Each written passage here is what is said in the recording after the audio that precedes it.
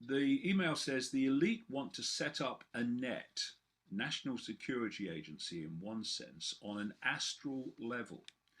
The elite have every intention of doing this, and sooner than you think. Actually, it's already going on and being built and expanded. Everything in regards to cell phones, smart televisions, pharmaceuticals, etc., is all the smaller stuff and a distraction. This has to be the case because they already can control and manipulate human consciousness, dreams, thoughts, and feelings with remote neural monitoring. And I've talked, as I did last week, about anything with smart in front of it is designed to communicate with everything else with smart in front of it: smart meters, smart TVs, smart phones, etc. But that is one level of it. It's not the actual core. The core of it is designed to be this cloud or this astral net, this technologically generated sub-reality of which these smart technologies are a part, but they're not it. They're a part of it, that's all. So deep does it go. He says that RNM, remote neural monitoring, is a smaller compartmentalized part of the bigger picture. Governments have given this technology to agents all over the world, are experimenting with people for collecting a database on all possibilities in regards to thoughts, feelings, you name it. It is all being documented and categorized, and at the end of the day, all this info is being centralized. It is field testing and a collecting of data for a database involving AI, and a numerical values being assigned to a particular thoughts and feelings are all being catalogued for a world database for a collective world net. He goes on that it's all being done now for the future, and it has been going on for a very long time. In fact, this has all increased over the years. Absolutely it has. And he goes on, people in the alternative media do not begin to see the end goal here, as they do not spend any real time thinking about this, and because their lives are not directly affected by this technology. My life and my family's is another story.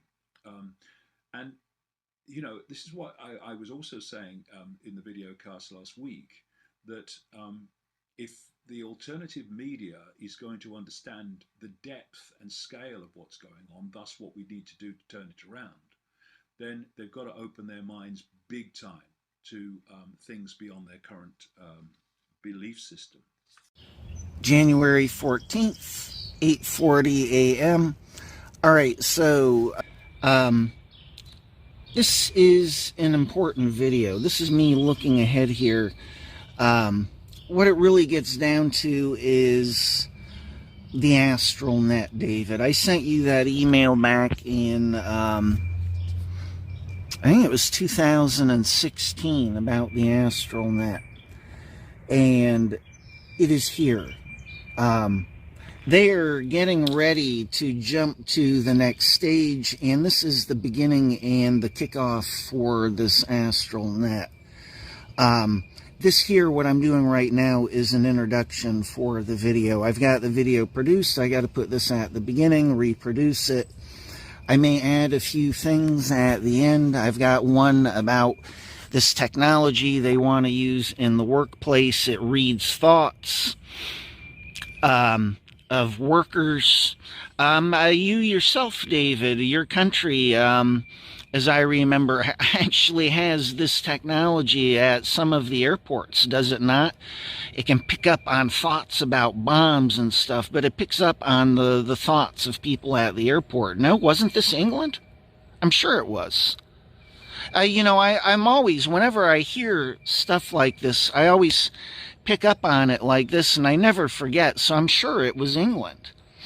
But the point is, that level of technology, the EMF technology, let's be clear here, this is the next wave and revolution of technology they're going to be pushing, is electromagnetic energy technology.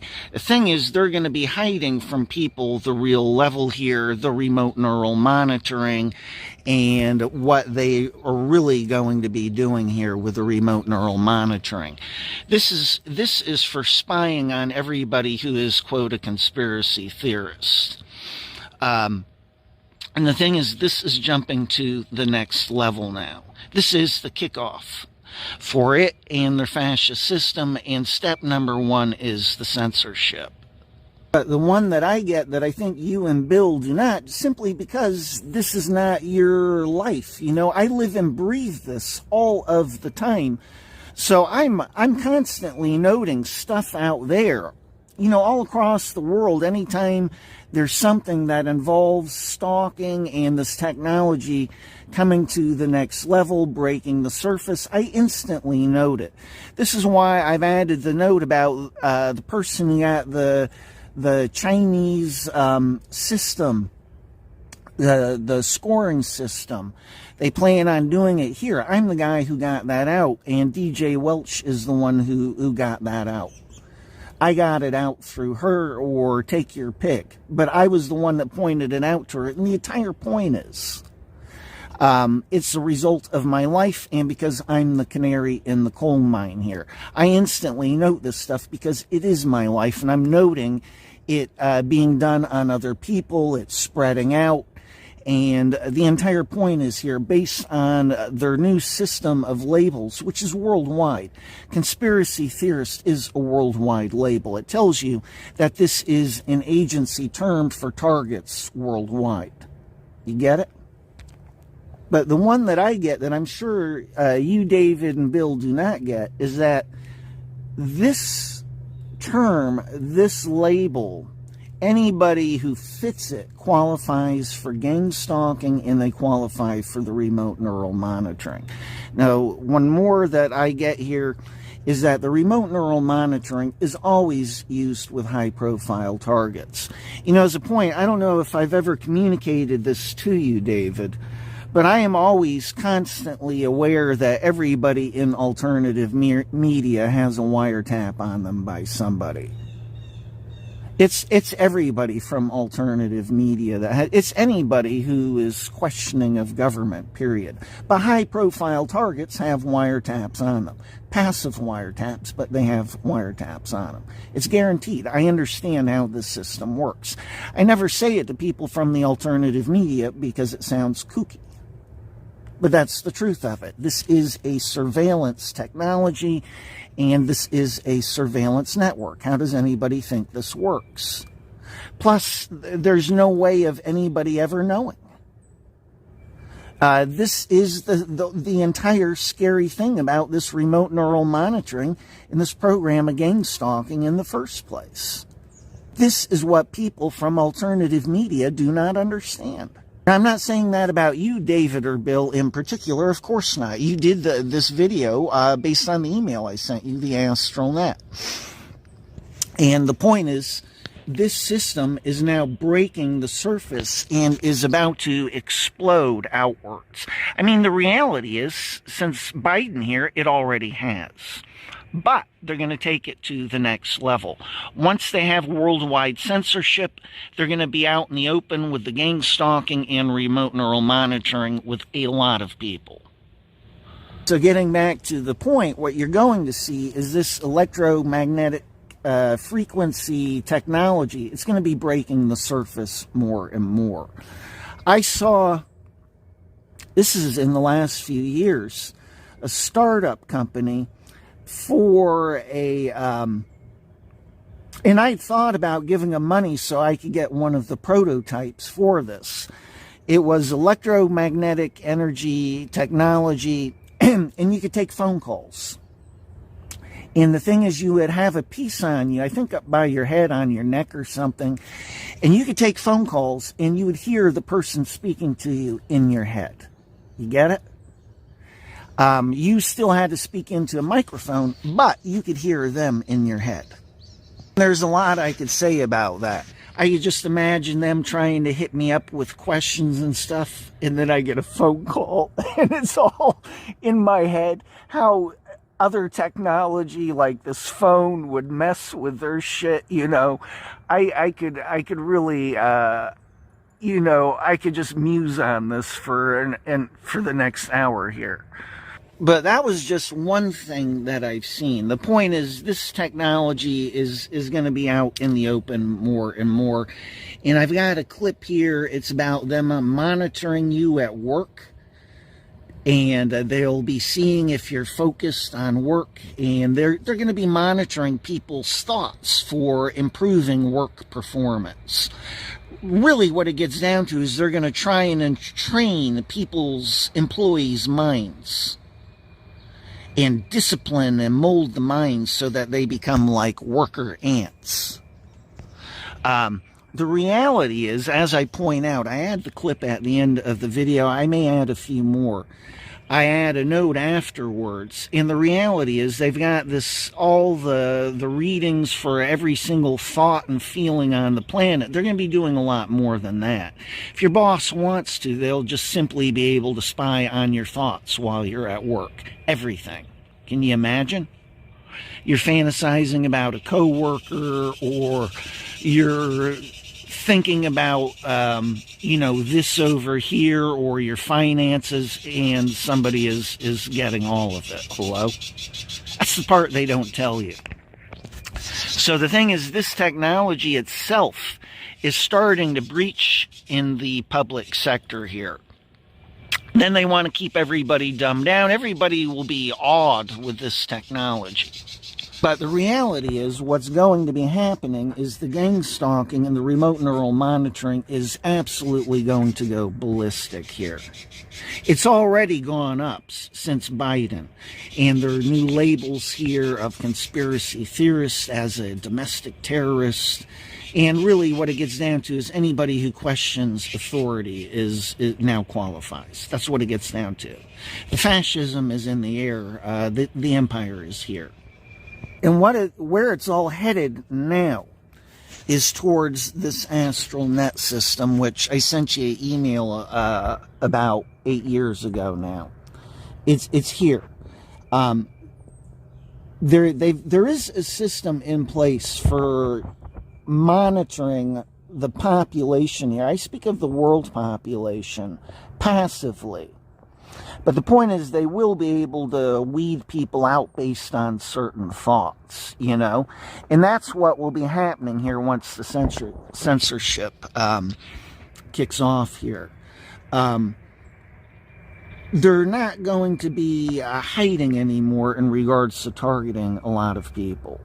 And their end goal is, once they've weeded out all the non-desirables, everybody, whether they realize it or not, will be monitored with remote neural monitoring. They'll have a passive wiretap on the entire population. And it's like Minority Report, thought crimes. All of this is coming now. People will be whisked away, and people won't even know what it was about, and it will be because of their thoughts. This is the scary level. This is where they want to get it to. And of course, I'm sure you guys get, well, that's the ultimate control. Clearly, that is what they want. Well, the scary part is this is the kickoff coming up here. So I've spoken in the video about this. I do have clips in there for Jurgen. I leave them in. This way you get an idea, you're abreast of where I am with agency. This gives you an idea of where agents and agencies are at. So things have changed here a bit. I just don't see that Jurgen, if local police can have an idea of where I'm at, then most certainly Jurgen does. And my new book is going to be called Mind Virus, The Hidden Threat, A True Story. And it's the file from 2014. I've cleaned it up. I've removed technology effects. And I've added notes and a couple of chapters, an introduction, and then a chapter about Horvat and her officers and agencies here. And then the file itself. I do have to write the concluding chapter, which I'll be doing in maybe even today, actually. The book's almost finished. And the point is, the gang stalking and the remote neural monitoring are EMF viruses. Fascism is when government becomes cult. I came up with that, and I came up with it based on my shoes. It is an absolute statement of the pure essence of the gang stalking and fascism. Because that's what gang stalking is. It is another word for fascism. And people get locked into the energy which agents put out there. They plug into the level of energy of the agents. They try and create a certain vibe, atmosphere. It's like the corrupt. They create an atmosphere of corruption, and people give into it. They get weak, and they give into the energy of the corrupt. They themselves become corrupt, like Satanists and stuff. That's why in my first book I was saying corruption, a new definition for corruption, a mental disease. And that's what the gang stalking is. It is an EMF mind virus. And it takes over people. They lose their heads. They stop becoming conscious about what it is they're doing, the circumstances I deal with, and the possibilities in regards to agents. They just believe whatever they're told by agents. They obey authority. And this is one of the elements used in this gang stalking by agents. They're quite aware of this. That study from, decades ago now. People will give in to authority and even do things harmful to another, just to obey authority.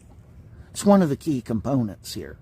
So that is what my book is about. I mean, it's the gang stalking and this technology. They're both they're both mind viruses. You get it? It's all about controlling others, controlling the minds of others, and the two together are an absolute nightmare. And the point is, this is all going to explode and be out in the open for many, many people now. Many more people are going to be experiencing this. I've already heard stories from people calling in to shows and stuff of them experiencing stuff with gang stalking and this technology.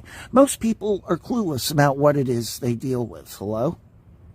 So if I get my book out here, I think this is going to get a lot of attention. I should make sales, and then I can get out of the country, because really, all of my books will be for sale then. That'll be 4 books, so that should get me the money to get out of the country, which is my goal here. I am now in survival mode. I have to get out of the country if I'm going to survive. Shit is going to go right down the toilet here in America. The entire goal is to collapse America, and that is going to be the kickoff for screwing up the world economy. I wrote about this in my first book. I'm going to be getting this book out soon, and I've got to get this message out, and that's going to be my entire goal. On my end of things here, it's all about survival, and if I can get me taken care of, then I got to take care of my girls. Then I'm looking at Elia and her family, and, I just see how things play out here. But I am getting out of the country because shit's about to go right down the toilet here in America. And then it's going to affect the rest of the world. They've got to prove that democracy and capitalism don't work. So they're going to collapse the country, like South Africa. So that's it. Thank you. Because I'm getting my name out with this book. It's one thing that is guaranteed. Nobody's stopping me, because I've got to get out of the country. Nothing's stopping me. So I will be getting my name out one way, shape, or form here. This is the one I've explained to the FBI. You're off in your own delusional world. Nothing's stopping me from getting this book out. So, and they understand why. So, all right, that's it. I'm going to let the video start here. Thank you. January 12th, 2:40 p.m. You hear me saying they're going to make an example of the good politicians. You see this with Trump. Other politicians as well. They are labeled as kooks and this and that. And the reality is, once the first thing is going to be the censorship. It's going to be hardcore. Gang stalking and the remote neural monitoring is going to explode. The way the FBI is set up here, they've created a new classification for targets, anybody against them. Anybody, and I say against them, quite literally, it is them creating a threat where there is none. But then they're going after people. People are not going to want to experience what I am experiencing, and they're going to find out, well, shit, it's just like me. I'm a good person, and people will be like, I'm a good person, why is this happening? Blah, blah, blah, blah, blah. And that's the reality of my shoes. Everybody is going to find out what is going on in my life is going to be happening to everybody else. They lied about me for getting away with doing all of this. That's the entire point. It's going to be no different for everybody else out here. They're going to be labeled conspiracy theorists and domestic terrorists. So when they make the big power grab here, only the talking points of people working for this corrupt system will be on the internet. They'll be talking shit about all sorts of people, and people will not get to voice the real stories and stuff, their side of things on the internet. It's exactly how it is in my life. This is what everybody has gone along with. What's one of the first things Trump will do if he's reelected? He's going to restore the oil flow here. He will totally put the economy right back to where it should be. There's no way in hell he is winning. There's no way in hell. They allowed Trump to win. They wanted him winning so that they could identify all of the conspiracy theorists and all of the people who are real patriots and for the ideals of this country and what it was founded on. All of those people, the real Americans, are going to be labeled racist and right-wing and conspiracy theorists, but racist is going to be one of the big things. And getting back to the point, by creating all these new labels, now the FBI qualifies for shitloads of more money. It's like the military-industrial complex. They create these conflicts so that they can get more money, and the reality is the people at the top are making all sorts of money by doing this. Everybody is in on all of the cash being made behind the scenes. They're sharing the corruption. So the point is, they create all these new labels, are getting shitloads more money, and who is all of this for in the first place? It's for spying on Americans. We are paying for us being violated now. And to top it all off, now the FBI has created something which it doesn't want to stop feeding.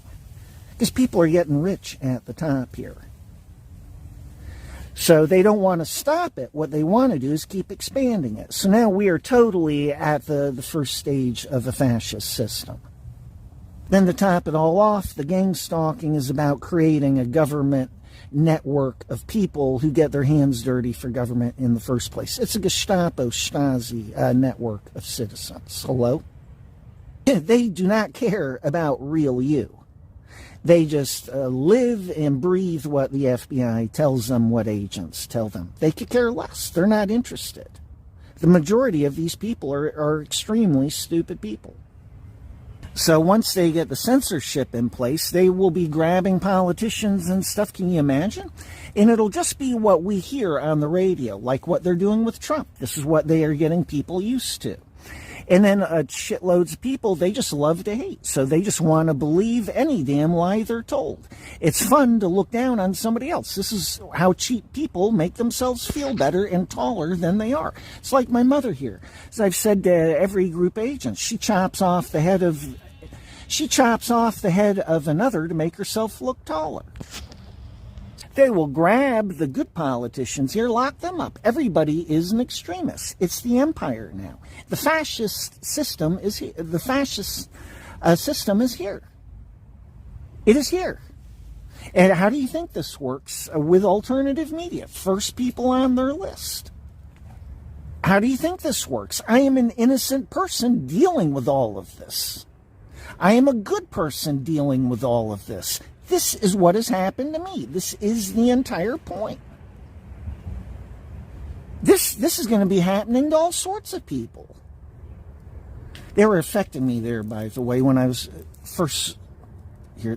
Oh, they're fucking with me. God dang it. I can't even speak. Absolutely amazing. As they do their weird shit here, I'll point it out, but hopefully it's not much. But I had a very hard time speaking there and getting my sentences out. Weird shit. Okay, so what else? So, oh, right, getting back to how all of this got started. I've been watching this system of gang stalking for you, David and Bill, and anybody else from alternative media. I've been watching this slowly grow and expand here for 30 years. This is why I picked up on the Chinese social scoring system for here, where they want to go with it. That's why I picked up on it right away. I'm like, oh, here comes the first initial stages of controlling people's minds and the fascist system. That's how I got it out to DJ Welch. She saw the truth of this and she released it on the internet. So I've been watching this, you know, all the controls being put into place bit by bit. And I've known the entire time it's for creating a fascist system. They want to do Hitler Germany, but on a worldwide scale. This is what they are going for. Then you look at the term conspiracy theorist, released in this FBI bulletin, Phoenix, Arizona, 2019. Our new target and label is conspiracy theorists. So when COVID came up, you saw people from all around the world being labeled conspiracy theorists. It is a worldwide agency label. That's the truth of it. I'm showing you the agency structure here and how to actually see this. So one of the points I wanted to get to here, it doesn't matter if you're from alternative media. Once they take total control here, many of you are going to, I imagine most, are going to be wearing my shoes. The whole thing's about censorship. You are priority number one for agencies. Don't you get it? That's why I said my next book here is an IQ test for alternative media. But getting back to the point, I've always known that they plan on controlling society, and I always knew it was going to get to a point of censorship. I was living in Germany, was already in gang stalking for years and years before I moved to Germany. And I've been watching this fascist system slowly be put into place, implemented, the laws made for it, the gray laws. They say the laws are for this person here, but then they use them on Americans and anybody who is good. Anybody who questions authority is an outlaw now. That's what it gets down to. And I've watched this the entire way. So when I was doing my book here, what I did is I started looking. I'm looking at the pieces. I've always known where it's going, and I'm like, okay, this is where it's going to be here. So I'm writing about how they're going to put a YouTube system into place for the internet, and then I'm looking at okay, what's going to happen with alternative media here, and I'm writing this in my book so that I'm clear for myself who I'm dealing with from alternative media. And if people can't interview me, I'm speechless. There's no more stalking. There's no more. This is what has to come out. I am the person for doing it. And if people can't recognize that, then you're going to end up eating your own ass here for lunch. That's the way that's going to play out.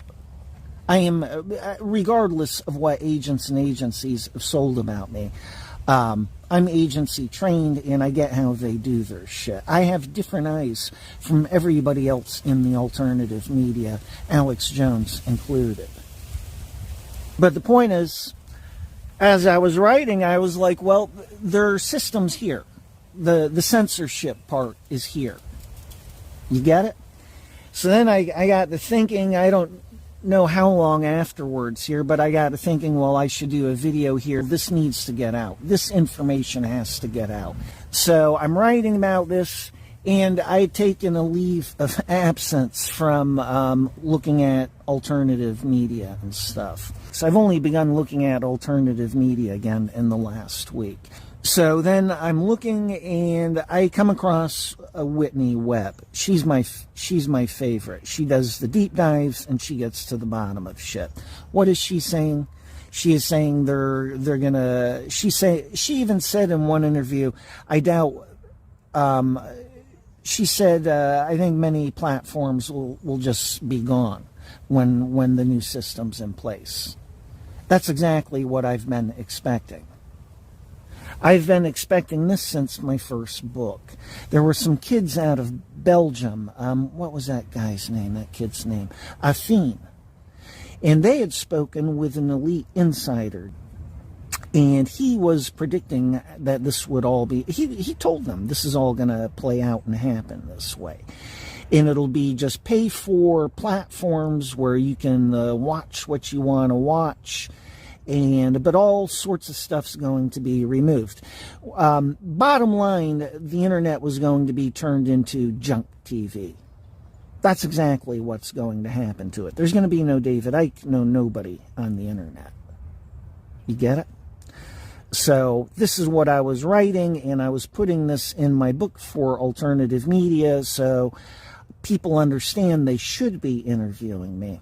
In that way, also, I was looking at it, well, if they don't interview me, then at least I understand they're balls to the walls stupid. You get it?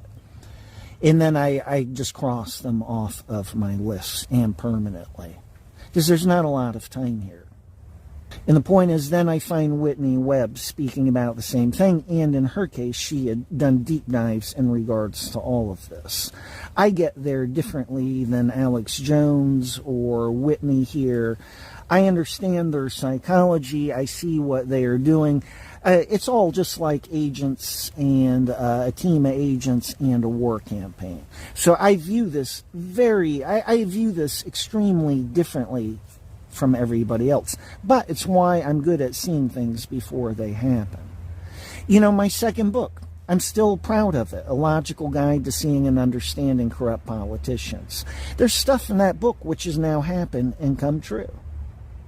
Guantanamo Bay Part 2, the one chapter there. You hear me speaking about the very system which now everybody understands or finally gets. Because they've seen it all with the COVID stuff. But this is how it works. They're talking about, what was it? The FBI had all of these people for kidnapping, the mayor or governor in Michigan or something. And then it turned out only 1 or 2 people were citizens. And then like 10 others were FBI agents. Hello? It was just invented. It was created by the FBI. And I wrote about that in that chapter. So you see things coming true, but the point is I understand this from an agency level, and I see things very differently. I understand the psychology and how they do this. So getting back to the point, I have not done deep dives. Yes, normally I do, but man, my life is on a remote control schedule here. But the Empire is here now. This is the beginning of the second Star Wars movie, The Empire Strikes Back. They are here. And we are about to get our asses invaded and stomped here. Just like that rebel base at the beginning of the movie. We're about to be absolutely annihilated. They're going to shut down. The first most important move for them is shutting everybody's voice down. That's the most important part for them. That's the kickoff. So all alternative media is going to be shut down. All. Many of you will be wearing my gang stalking shoes and remote neural monitoring shoes. Can you believe it? You won't be in denial when you are experiencing it. So, like I said, that is how I got there, because I've got to have this book come out for getting out of the country. For me, this is literally about my survival and my family's, and if I can get my family taken care of and I'm in good shape, then it's about getting Elia, her boyfriend, and her son out. You understand? I've got people I am thinking about here. So when I began writing this, I began looking, well, where are we here? I've always known where they're headed. Where are we headed here? Where's this going? I was looking at this back in Phoenix, and I'm like, okay, I see it. We're here. Because they're speaking about the cyber attacks. Then I see Whitney Webb is speaking about this, which then got me looking at alternative media again. And The point is, other people are also stating what I am stating, and I got there independently of everybody else. Do you understand? You understand where it's going? The empire is here. So, it's going to be only government talking points, no more free speech. Alternative media are going to be targeted heavily behind the scenes here, and lots of people, no doubt, will be going to the custodial facilities and prison camps, no doubt. That's what I'm expecting. I mean, they've been preparing this so that anybody who is against corrupt military, or, you know, anybody who is against what's wrong and corrupt here will be labeled a racist. So they're going to take all of these foreigners, illegals, make them police officers, which is happening up in Chicago now, and they're going to put them in the military. That's been brought up for fighting overseas. No, that was the lie. That'll be for shooting real Americans who have lived here and who have been here for generations and generations. The right-wing conspiracy theorists, the radicals, the racists. And really, those will just be people standing up for the rights. But they'll be saying, well, you do what we say and we'll make you American citizens. They're going to do it. Furthermore, a lot of these people are killers in the first place. An ex-military. They're going to have no problem doing it. And then they'll be going after not corrupt politicians, the good politicians. How do you think that works? They cannot have good politicians, and they cannot have an alternative media. They will be grabbing politicians. So do you get it? Do you kind of feel what I'm speaking about here? Excuse me. The fascist system's about to really be put into place. The gate is going to be locked, and it's going to get more and more narrow. First, it'll be the racist and the conspiracy theorists. Then it's going to turn into, then we got it, because they'll run out of people. This is a snake eating its tail, the system. Then it'll turn into, we got to get rid of dingbats and unicorns and this and then that, and it's just going to get smaller and smaller and smaller. More and more hive mind. Just like any other system that's like this. But it's starting now. So they'll be locking up politicians, alternative media, shitloads of people from alternative media. Yeah, they're all in a world of shit here. And it's going to get real bad. I don't see that I'm wrong here. And you can say, well, you're picking just a couple of stories here. Take a look. This is where the whole system is headed. It's all over the goddamn place. All right, so that's it. I've got to get to the coffee shop. And the point is, I realized all the way back then how much power and control this system gave, and I realized there's no changing it. You'll see me bring points up in my new book here, and that's for the alternative media, what they need to do, and they need to try and change stuff, but I'm not in that fight. You get it? I'm passing the message on, and then the alternative media can put a real focus on the gang stalking and this technology or not. But I am going to push that message because that's the truth of it. America, I was saying, has crossed a tipping point with divine law. And all of, it's the law of cause and effect, Jurgen.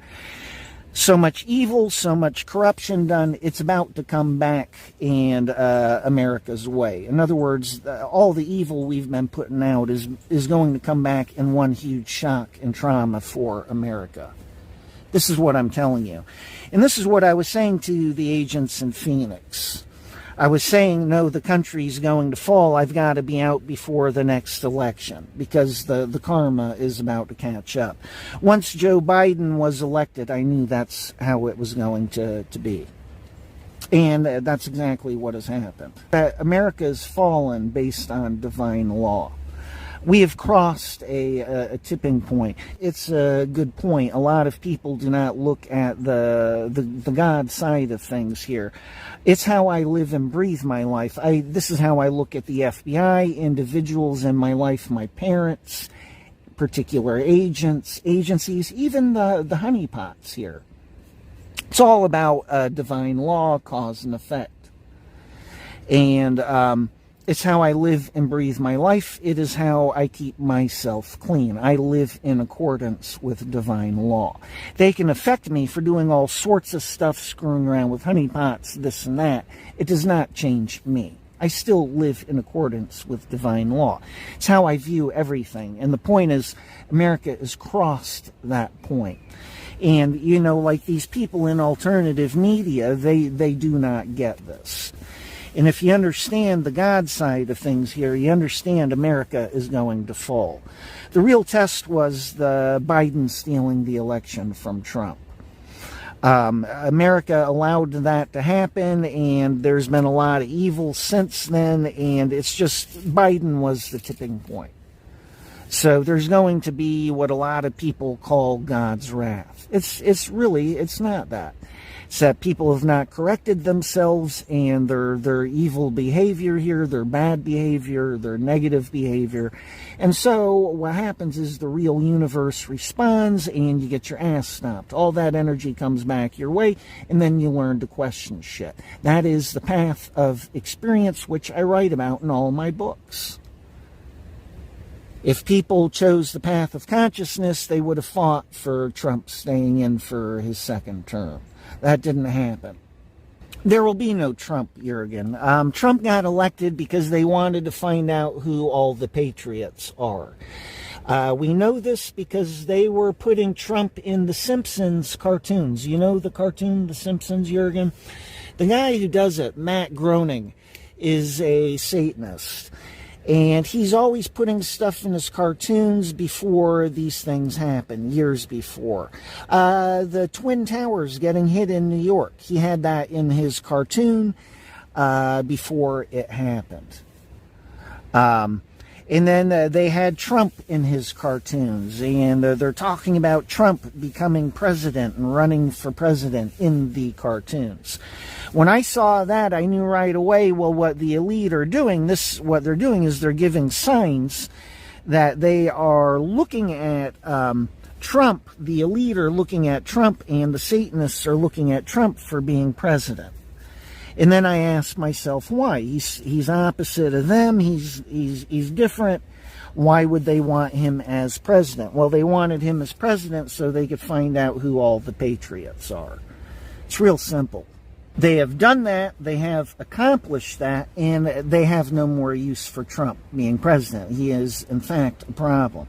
This is why they were always attacking him when he was president. It was to keep him from doing all the things he needed to do to get the country cleaned up. That's why he was constantly attacked. It was to keep him from getting stuff done.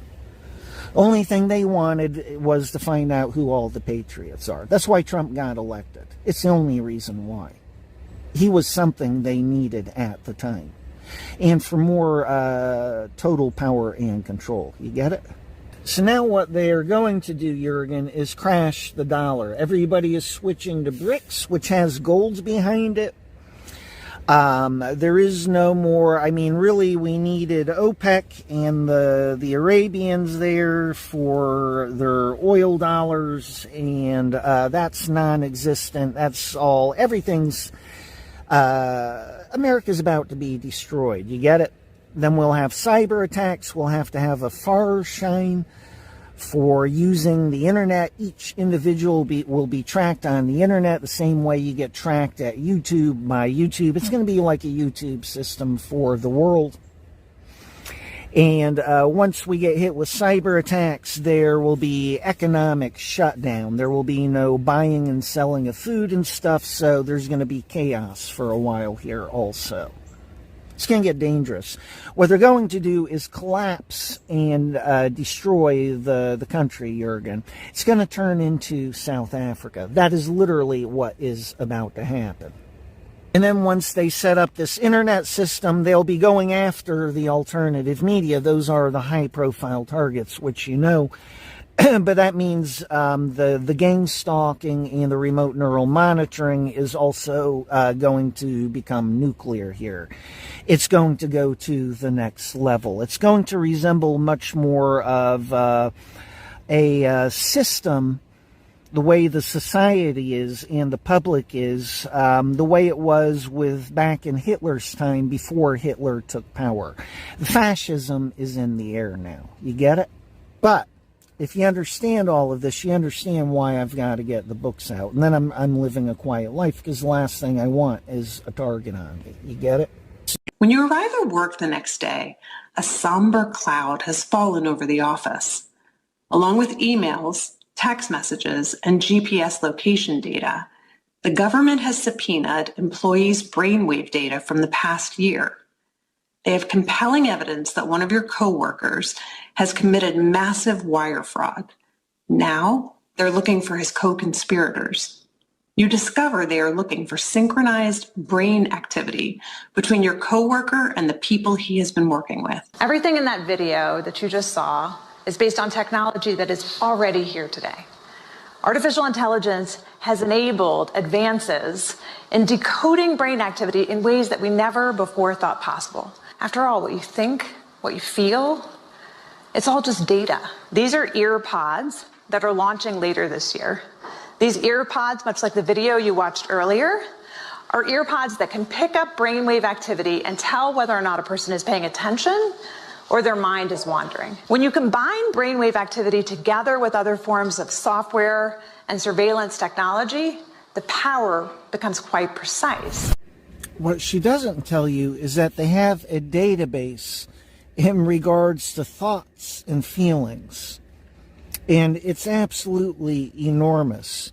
So the entire point is, they make it sound like it'll be all about work, but the reality is, your boss, quite literally, if he wants to, can spy on your thoughts while you're working. As a point, he can see or tell if you're hot for one of the other employees. You know, this, that. The point is, they quite literally will be able to see everything you're thinking about. Look at the temptation in regards to bosses. It's going to be totally misused. Furthermore, that's why they're pushing for it in the first place. They're going to be spying on people's thoughts the same way they spy on people on the internet now. It's absolutely the same idea and same system.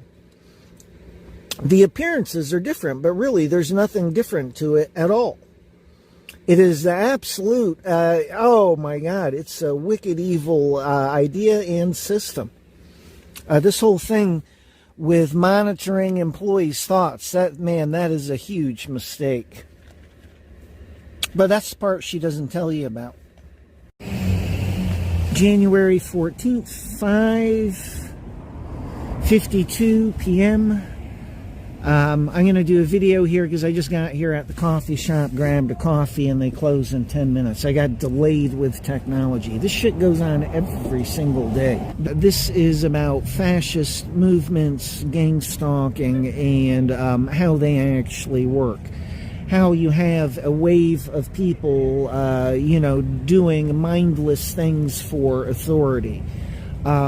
This is what you see in the media with the woke people and, all these different groups who have been very violent and extreme, yet nothing happens to them. It's to encourage this wave and movement of mob rule. Now, the thing which I guess people have not picked up on, I looked at this all the way back in 2010. I'm looking at my life and analyzing it, analyzing what I know about fascism and these different things which they've looked at in regards to psychology, blind obedience for authority, people willing to hurt another in the name of authority. That's one key thing.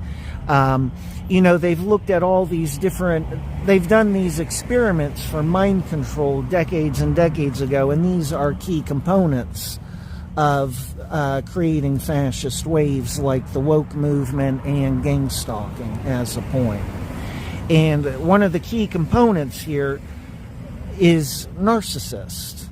Now, if you look up narcissism in a psychological text, and you look up the qualities, the traits, what composes narcissism, people who are narcissistic believe in movements. They believe in, they obey authority very quickly and easily. And this is what you see. You see narcissists out here being empowered, and they feel like they've got all of these people behind them, and then they're running around acting like they're gods, and oh, look at me, and I am this and I am that. And really, it's all the it's all the hallmarks of fascism.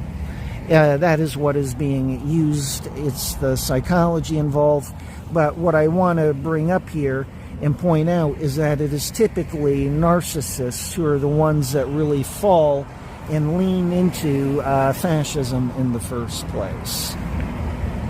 And governments and the elite know this. Now, am I saying everybody that's doing gang stalking is a narcissist? Not at all. I'm just saying those are the easiest people who are just duped to go along with shit and do some of the heavier shit, a lot of them. But it is a key component to these cult movements, narcissism, and empowering narcissists and making them feel different, exceptional, and allowing them to break the laws like they're superhuman now, you know? It's always these weak-minded people, but this is what I'm trying to point out. It's the majority, if you were to psychologically dissect these movements, you would find that the key psychological trait is narcissism. Do you understand? You know, Alex had a clip of this one woman. She's against Trump, and she's this fat, disgusting young lady, and she's like, she looked like a lunatic. She's just letting it all hang out, and she's so anti-Trump. She's a narcissist. Look at her. Just debasing herself, making a complete ass of herself, and getting her rocks off over it. People lose their heads. People feel self-entitled and privileged. It's all about narcissism. And again, if you look at a psychological text, narcissists are the ones that salute authority. They're the ones that like to be parts of teams and clubs and stuff. And these are the far out fringe ones. And these are the ones who are mentally unstable, who jump on stuff like this in the first place. This goes all the way back to 2008, 9, and 10. I was looking at cult movements, how this stalking is composed, what it is created, composed of, the mechanics of it, the psychology behind it. How are these movements made? How do they do it? I get turned into a movement for the public here. They lie about me, turn me into a bad guy so everybody feels justified in what they're doing. But and that's what I was saying in the video here. People don't get it. Oh, well, that's just him. No, I'm a nice guy, and this is being done to me. You think there must be some reason why it's being done. No, that is the entire point. If this is happening to me, it could be happening to fucking anybody. They lie about you and make you the centerpiece of a movement. And that movement is fascism. And a lot of people who are narcissistic sign on board for these movements and stuff. They are weak-minded. They're not self-empowered. They want to feel good about themselves, boost their own esteem, and make them bigger up here than they really are in real life. You know, they're trying to compensate for what they know are their own lacks here in regards to their character, their integrity. And so they try and invent themselves up here. This is how Patsy is. It's how Horvat is. It's how many of the agents I've dealt with are. But the point is, in regards to the stuff like the woke movement, the elite and the agents and agencies, they know this. These cults and these movements, they attract a certain type of person in the first place. And many of them are weak-minded narcissists. This is what I'm trying to explain here. And this is why you see so many of these people in the news. They all look like the worst from the public. You get it? These are all of the mentally unstable ones, the real losers in life. And they don't get that they are. Somebody gave them a movement, and now they get to be big boys and girls. And it's the same thing here with the gang stalking. People are allowed to violate you and told to do it. And this atmosphere of it's okay to do it is created. In my case, I'm an innocent man, and this is everything that's been done to me and my family. That's why they've had to lie about everything done to my family. As soon as anybody gets that one, they get, well, it must be that he's telling the truth, he's innocent, and this is being done to him. You get it? But the point is, this is going to be happening to all sorts of people, and everybody's going to be wearing my shoes. People will be like, I'm a good person, this shouldn't be happening to me. That's how I was at the beginning of this shit. Everybody's going to find out. Nobody gives a shit about you being a good person. This is about the psychology involved here, and it's a movement. They are given a psychological cause, and you are the cause. They are given the green light for doing everything illegal to you. Everybody else is doing it. Their own guilt gets lost and dispersed amongst the collective. Therefore, none of them are ever feeling any guilt because everybody else is doing it. They don't take any credit for it because everybody else is doing it. Their guilt gets dispersed amongst the many. You get it? Nobody feels bad about it. Nobody even questions what they're being told by agents. You get it? And this is what's being done in the media with the woke movement and stuff. This is one fascist wave. And then they've got the gang stalking and the remote neural monitoring, which is going to break the surface. And all of it is about mob rule. And at the end of the day, the people controlling that mob are the elite and agencies in the first place, and politicians. It's all one dark, evil team here manipulating the masses. But this is how these movements happen. They cultivate a certain type of person. You have to be a certain type of person to get involved in this shit, typically. And typically a narcissist. And, of course, the mentally unstable here, but narcissism is a key point to all of this. And quite literally, it's what you see with a lot of these people. They're being narcissists. That's really the truth of it. So then it gets built in with me. And I have people doing stuff on behalf of the FBI and stuff, and they don't get that. They're like, from their perspective, well, this is just one little thing. But they don't understand, well, you're doing one little thing, and to fuck with my head. Maybe you do one big thing, nasty for the FBI to fuck with me. But what you don't get is I got everybody else out there doing what you're doing also. So people do not realistically analyze and look at this. No, I'm dealing with all sorts of people and all sorts of shit.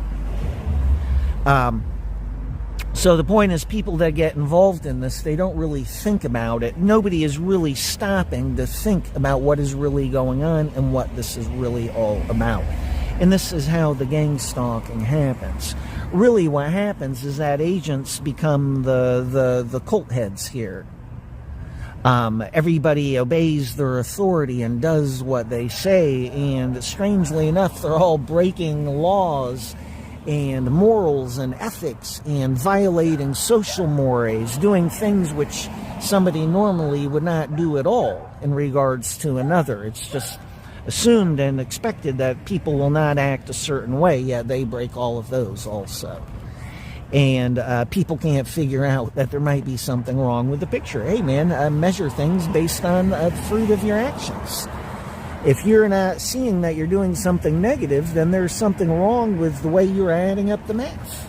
Because really what they're doing is they're traumatizing you on behalf of agents, and these traumas are invisible. They do not understand they are being traumatic, and very traumatic actually. For them it's all funny, and they just have a very externalized viewpoint because they've been put there by the FBI in the first place. Real question is, would you want me doing that to you? So they lose all touch with reality, and they don't even recognize that they are traumatizing the target. For them, the traumas are invisible, yet for the target, the traumas are huge. And that's the whole point. It's MK Ultra, but it's, quote, invisible. As a point, I worked with this really good kid at the one store I worked at in Phoenix. Really, really good kid. Islamic. He said something to me, and it was clear the FBI had told them to say it because it's their secret language here. They will create a secret language and then speak to you in that. They'll tell the citizens, well, this secret language means this. He thinks it means this here. This is the meaning he gets from it, but it's just all a lie. We've tricked them into believing it. This is how they lie to the public. No, actually, the real level is the language they've developed in which they use for communicating with me, and they lie to the public and say, oh, well, it's all harmless. So the point is, this kid says something to me, and it's something that seems harmless. He knows he's been asked to say it by the FBI. They've told him this means one thing. The reality is he was delivering a death threat by the FBI to my face, and he had no idea. I just brushed it off. I made a mental note. Okay, they're using him for delivering a death threat. He doesn't get that they are making a death threat. He's absolutely clueless as to the type of people I'm dealing with here. And, that is that. I made a mental note about it. But the point is, he was actually delivering a death threat. You get it? Now, once upon a time, stuff like that may have had an effect on me. Maybe.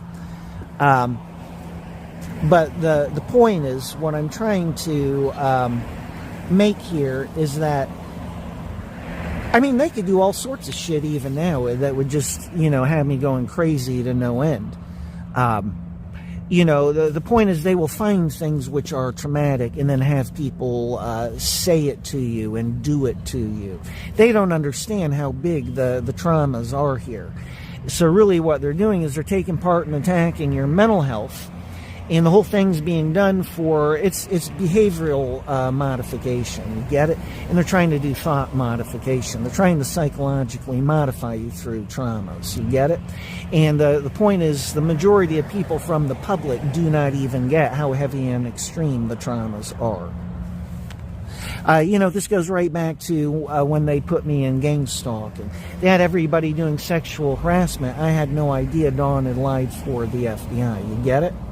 So everybody all the way around was clueless, yet what they were doing was balls to the walls, heavy, extreme, and illegal. The first measurement should have been, is this legal, and how heavy is this to do this to somebody? In normal life, somebody would be beating the fuck out of you if you were to do that shit. And that's how most of these people look at it. Well, if it was me, I would be beating the hell out of him or something. But haha, he can't. And we've been told we can do it and we're safe and we can just do what we want. And this is the attitude a lot of people adopt. I can do whatever I want, and you just gotta suck on my ass. But this is all the psychology involved here in regards to these movements. And the whole thing with gang stalking is, it most certainly is fascism. It is about creating a fascist wave around the target. The target is the centerpiece of the wave. He is or she is the cause. You get it? This is what they were doing with Paul Joseph Watson. He's becoming the cause for an entire COINTELPRO smear campaign, and then the agents and agencies are getting people behind the scenes here, trying to coerce them, this and that, creating an atmosphere of just shit talking. Oh, well, it was kind of rapey. And, hello? It's the exact same type of thing. It's the same type of psychology used. They use this with targets and stalking. They just talk all sorts of shit about the target. They just create an atmosphere of wanting to talk shit about the target. Eventually people start believing what they're repeating and joking about. And then after so much time, you become like, okay, well, he seems like a nice guy, but it must be how the FBI says, Or for Paul, it must be that it's the way agents say, And there's no reality to it at all. The point is they're using Jedi mind tricks here. They're using agency psychology for manipulating people. This was one of the things I noticed with my mother. My mother would say something to me that she knew was a lie. Then after so many months, she'd say it to me, but the difference was I saw she believed it. She forgot how it all started. She actually started believing her own bullshit. She quite literally got hypnotized by the FBI into believing something. Because she repeated it so much, she forgot about the beginning here, and she just started believing it was real and true. This was amazing to watch. It's like a self-hypnosis. But you see this. They repeat it so much, people start believing the shit. You get it? The point is, the psychology they use is actually, it's very clever and it's very subtle. It's like cheap Jedi mind tricks. This is what I use with these agents. They try doing this shit with me. That's the wording I use. But it's a very subtle psychology, and it's with very malicious intent that they use it on the public. Quite literally, the psychology they use in practice is illegal. They are using it for creating a fascist movement with the public. All the way around, it's balls to the walls, illegal. MK Ultra was discovered, made illegal. This involves MK Ultra. Coinal Pro was discovered and made illegal. This also involves Coinal Pro. You understand? All the way around this program is balls to the walls, illegal. Do not begin to kid yourselves. The FBI has no authority or right to be doing what they are doing in my life, yet they are doing it. Furthermore, they are doing this for all of the wrong reasons, and they've lied about everything entirely. When you get that, then everybody out here can understand, well, if this is him, this could be me. You get it? And fortunately, I'm intelligent. I'm good in the psychology department, and I've made nothing but observations about how all of this works. And again, I will say it again, this is what is headed the alternative media's way here, just around the corner. People don't want to believe this will be happening to me, people from the alternative media, and I got news for everybody. Yeah, actually, this is going to be happening to very many people from the alternative media. Once the worldwide censorship is on, that is it, game over. And they reformat the net, a lot of people are just not going to exist on it. People will have their one shot at their internet driver's license, and if they screw it up, they'll get banned. A lot of people are going to behave just so they can use the internet for having their business and stuff. You get it? Everybody's going to be shut down. That's the point. The standards which they have created for my life, the standards and what they are doing to my life and why, is all going to be happening to everybody else. The standards are now being raised a notch. I say the standards, the qualifications, more people are going to end up dealing with this. What I am dealing with is not just for me anymore, and the thousands and thousands of others, hundreds of thousands across the world. That's the point. It's going to the next level now, and the censorship is an enormous part of it. You get it? Yeah, Dan Bongino had gang stalking in his life. As I understand it, he and his wife moved out of the house for a short period of time. He spoke about this publicly, so they fucked off. Now imagine censorship, absolute and complete. He has no voice on the internet, just like me. I want everybody to get that one. He has no voice, just like me. How do you think that one goes? People coming and going from his house. He's got the gang stalking going on, and guess what? It never turns off. He's going to end up like Randy Quaid, going bananas, crazy, they're out to get me, moving from hotel to hotel, and they're going to constantly be following him around, and they're going to constantly know where he is, because they got R&M on him anyhow. Hello? Yeah, the gang stalking turned off in his life, because he has a platform, he has a voice, he spoke about it. You get it? But imagine that no longer existing. You get it? Doesn't exist. How does that one play out? It plays out that they got this guy who's keeping an eye on me. Two shady characters. And he just came, swung back around, taking a look at me. Yeah, how does it play out? I'll tell you exactly how it plays out. The gang stalking starts in his life, and it never turns off. He's going to end up looking like Randy Quaid. That's what what happened with him.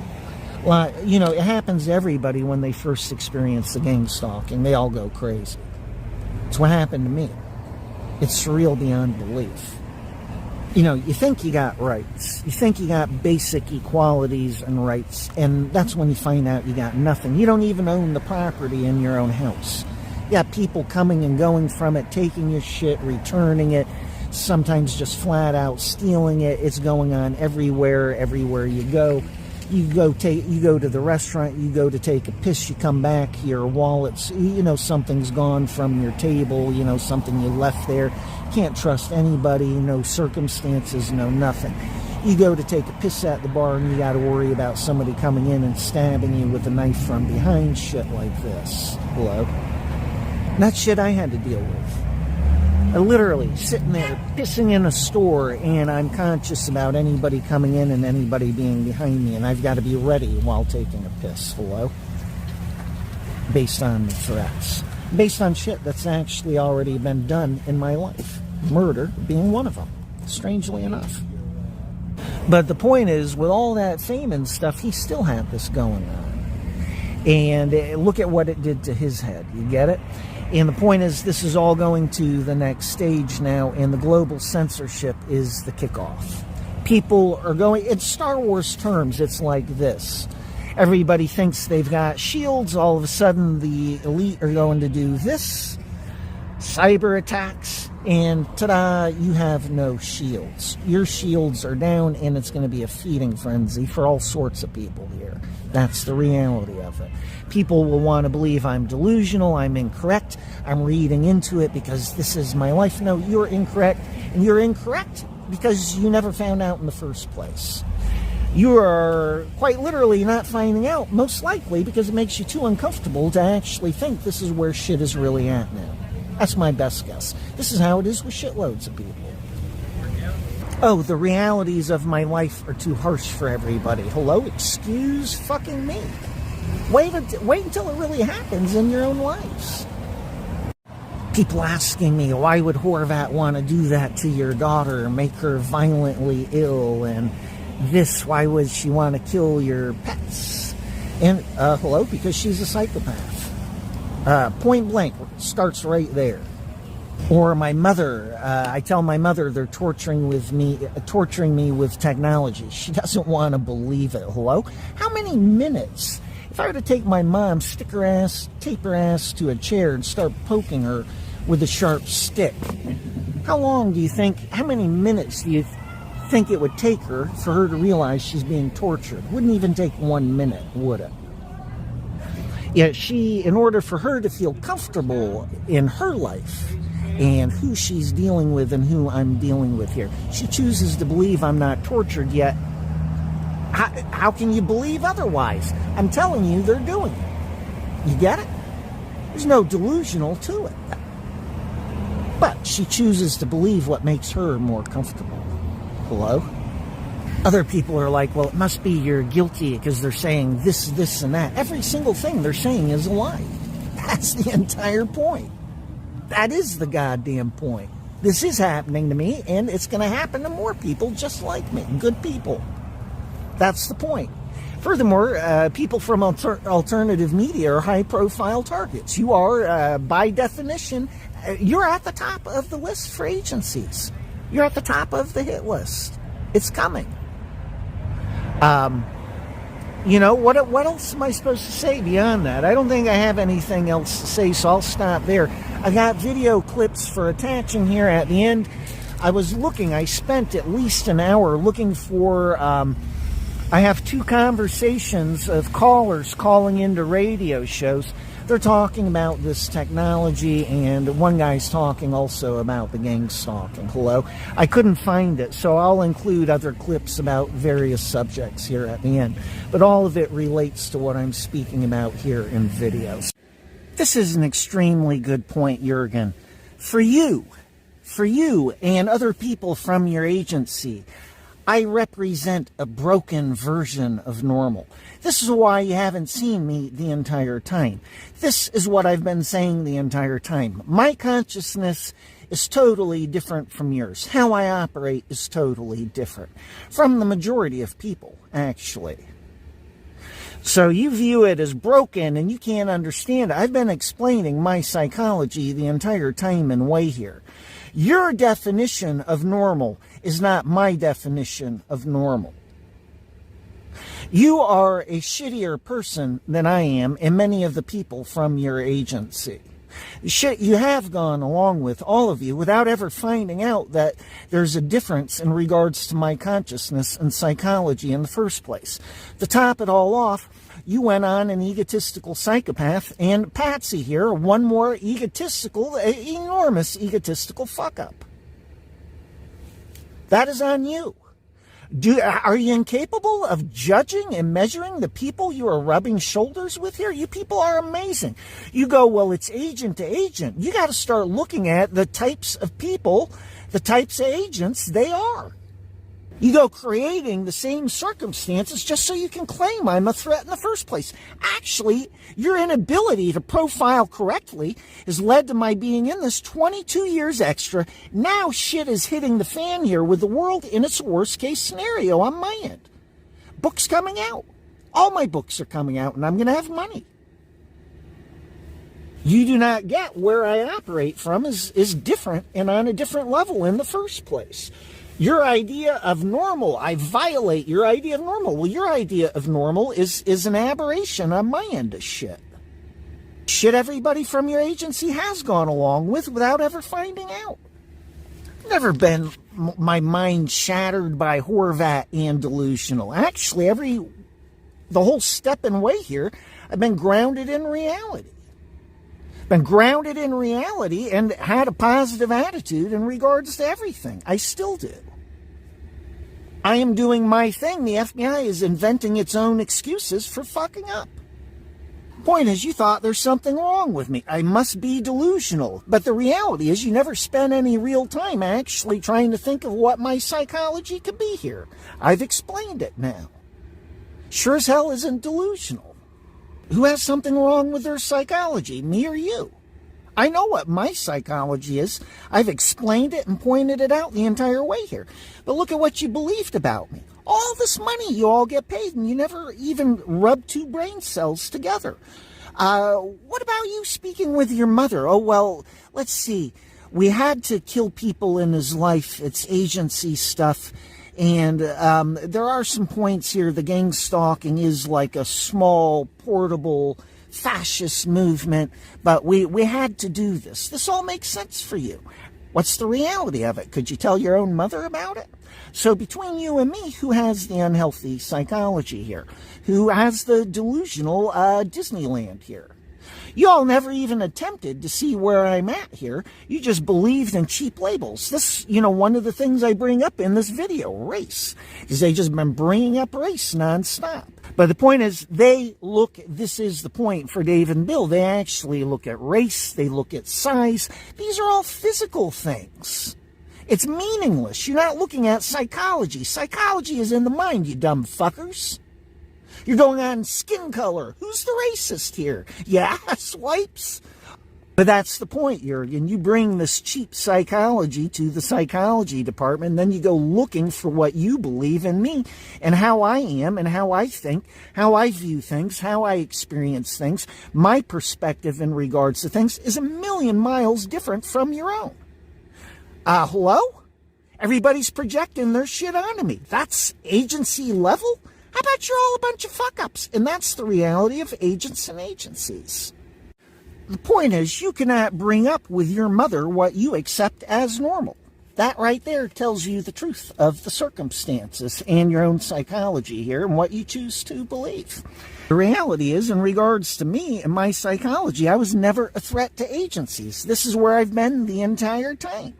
Yet, strangely enough, when you're holding me in and you keep doing shit, and this is where things are at in my life now, I've got to get out of the country, then you are creating conflict, not me. You keep dumping your own actions on me. That's not acceptable. How fucking old are you? You're like a bunch of goddamn 3-year-olds. Reality is coming, no matter what the FBI sells here. Point is, because you had my psychology wrong for 22 fucking years doesn't mean you get to keep doing it. Welcome to the real world. So that's it. But I'm looking at this tweet that says, a network of public interest groups and lawmakers nervous about former President Trump's potential return to power, is quietly devising plans to foil any effort on his part to pressure the U.S. military to carry out his political agenda. So I made a tweet about this being effectively like an advanced plan to end civilian-run government, because the president doesn't pressure the military to do something. The president, elected by the people, the civilians, sits on top of the chain of command. He's the commander-in-chief of the military. He doesn't pressure the military to do something. He's the boss of the military, and he derives the authority of being that boss because he's voted for by the people. If the military defies the commander-in-chief, then that is the military unilaterally defying the will of the people. So I read the article, and I wanted to see what specifically this loose group of lawmakers and nonprofits and, Soros orgs and Yankee Cowboy Alliance Mafia people were up to. And they very specifically talked about the Trump's potential use of the military to stop domestic protests. I think the entire article was basically focused on this idea that Trump might use the military to stop BLM-style protests. And the groups involved in this plan, like Democracy Forward, were also the same groups involved in the domestic color revolution stuff from the Summer of Love in 2020 and from the planned shutdown D.C. protests if Trump won the election in November 2020. So I read this and I think they are planning mass BLM-style color revolution shutdowns of the country. They know the only way to be able to control something like that, where you've got millions or hundreds of thousands of people in the streets, is by having some sort of National Guard type protection of local businesses. The police are going to be outnumbered. They're already kneecapped from the defund the police movement. And so it's very clear that what they're trying to do right now is, if Trump were to win the election, the way that they would shut down his entire governance is by having pretty much his entire term be destabilized by these color revolution type tactics, and to use this, whatever they're devising right now, to stop the ability to stop those protests, even if they're burning down the country, even if people are getting killed, even if they're occupying federal buildings, even if they're occupying the White House itself. I mean, I remember my first week at the White House being run over by BLM and Antifa protesters to the point where a member of mine who was on the phone at the time thought I'd been killed because of all the craziness going on and the phone being knocked out of my hand and the stampede. I was like Simba, in The Lion King, in this wildebeest stampede. I had to go hug a Secret Service agent. That's getting into the White House as a White House staffer. And now it looks like they're preparing something worse. And whatever they're ginning up right now, it's designed for this exact domestic color revolution strategy. And I highly, highly advise people watch the last 15 minutes. I'll pull a clip later today, but the last 15 minutes of the movie Bringing Down a Dictator about the Serbian oat pool revolution, because it illustrates exactly how the State Department and the DOD orchestrate ground-up, people-powered protests to drive democratically elected governments out of power. And seeing the military connections to this, you'll have a lot of deja vu if you watch it. That's right. The CIA is overthrown since they were set up in 1947. Over 130 governments, last number I saw. That was a few years ago when I researched it again. So over 130 governments have been overthrown. One of the last ones was Ukraine 9 years ago. A lot of the ones that have happened we don't even know about, so that number's higher. This is their specialty. And the problem with any country is its intelligence agencies always, if a country's around long enough, try to take over, and in many cases do. So this is their playbook, and Obama and the Defense Authorization Act put a whole bunch of different legislation in the Defense Authorization Act. The last thing he signed before he left office in January of 2017 to put billions of dollars into these different programs like Countering Foreign Disinformation Propaganda Act. And those orders went in, and Google and Facebook and Twitter and Apple and all of them followed suit to then surveil and censor and election meddle, claiming it was legal but secret to counter Russians by designating Trump and his key supporters, yours truly, as Russian agents. So that's all come out. That's been in Congress. That's admitted. I told you back at the time it was going on. Really, any company of any size in China is required by Chinese law to have what they quaintly call a committee, which is essentially a cell inside the company whose sole function is to ensure that company's compliance with Chinese Communist Party orthodoxy. If we tried to install something like that in American companies, or if the British tried to do it in British companies or any number of other places, people would go out of their minds, and rightly so. Agreed. Well, thank you. I'd like to work with you more on that, and I'd yield the balance of my time to the chairman. Thank you. But that's exactly what you did. And the judge said it last week. Every week you were meeting with big tech companies saying, hey, look at this. This violates your policy. Take this speech of Americans down. You were doing the same darn thing you just described to Chinese. So the whole case seemed very strange. And he spoke freely to the FBI. And when he was interrogated, he was happy to do that. You know, he wanted to figure out what the hell was going on. And of course, you know, they used that against him at trial. They pulled out like a 2-minute clip from a 2-hour interview to make him look guilty. We are now 3 years into this, you know, 3 years of fighting this. And there's never going to be evidence he did anything. He didn't commit any crime. Like, he committed no crime, like no crime. There's no crime here, which is absolutely terrifying that you can take a guy who spent his entire career of service. He's, again, saved hundreds of lives, if not thousands of lives. He's a hero, and use him for your own purpose. And he's the only American arrested. He's the only American involved in this case. And it is shocking that they've, first of all, taken it this far, but that we are still fighting this after everything that they've known. And they know he's innocent. They've known he's innocent. And by the way, for their 4-year investigation, the FBI never spoke to the 3 NYPD detectives or the 2 federal agents involved in this case. They never spoke to any of them. But they did speak to the Chinese agents who were the actual criminals in this case many times. So there's a lot about this case that should be concerning to our country, to our citizens, the safety of local. The FBI never spoke to the local police about this case. I went into the local police after my husband's arrest and said, "Do you realize what's going on in your towns?"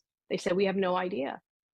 Do you feel like the FBI knows your husband's innocent, but at this point they can't admit it? Oh yeah, of course, 100% they knew. The guy so the man my husband who was communicating with my husband, we saw this happen at trial.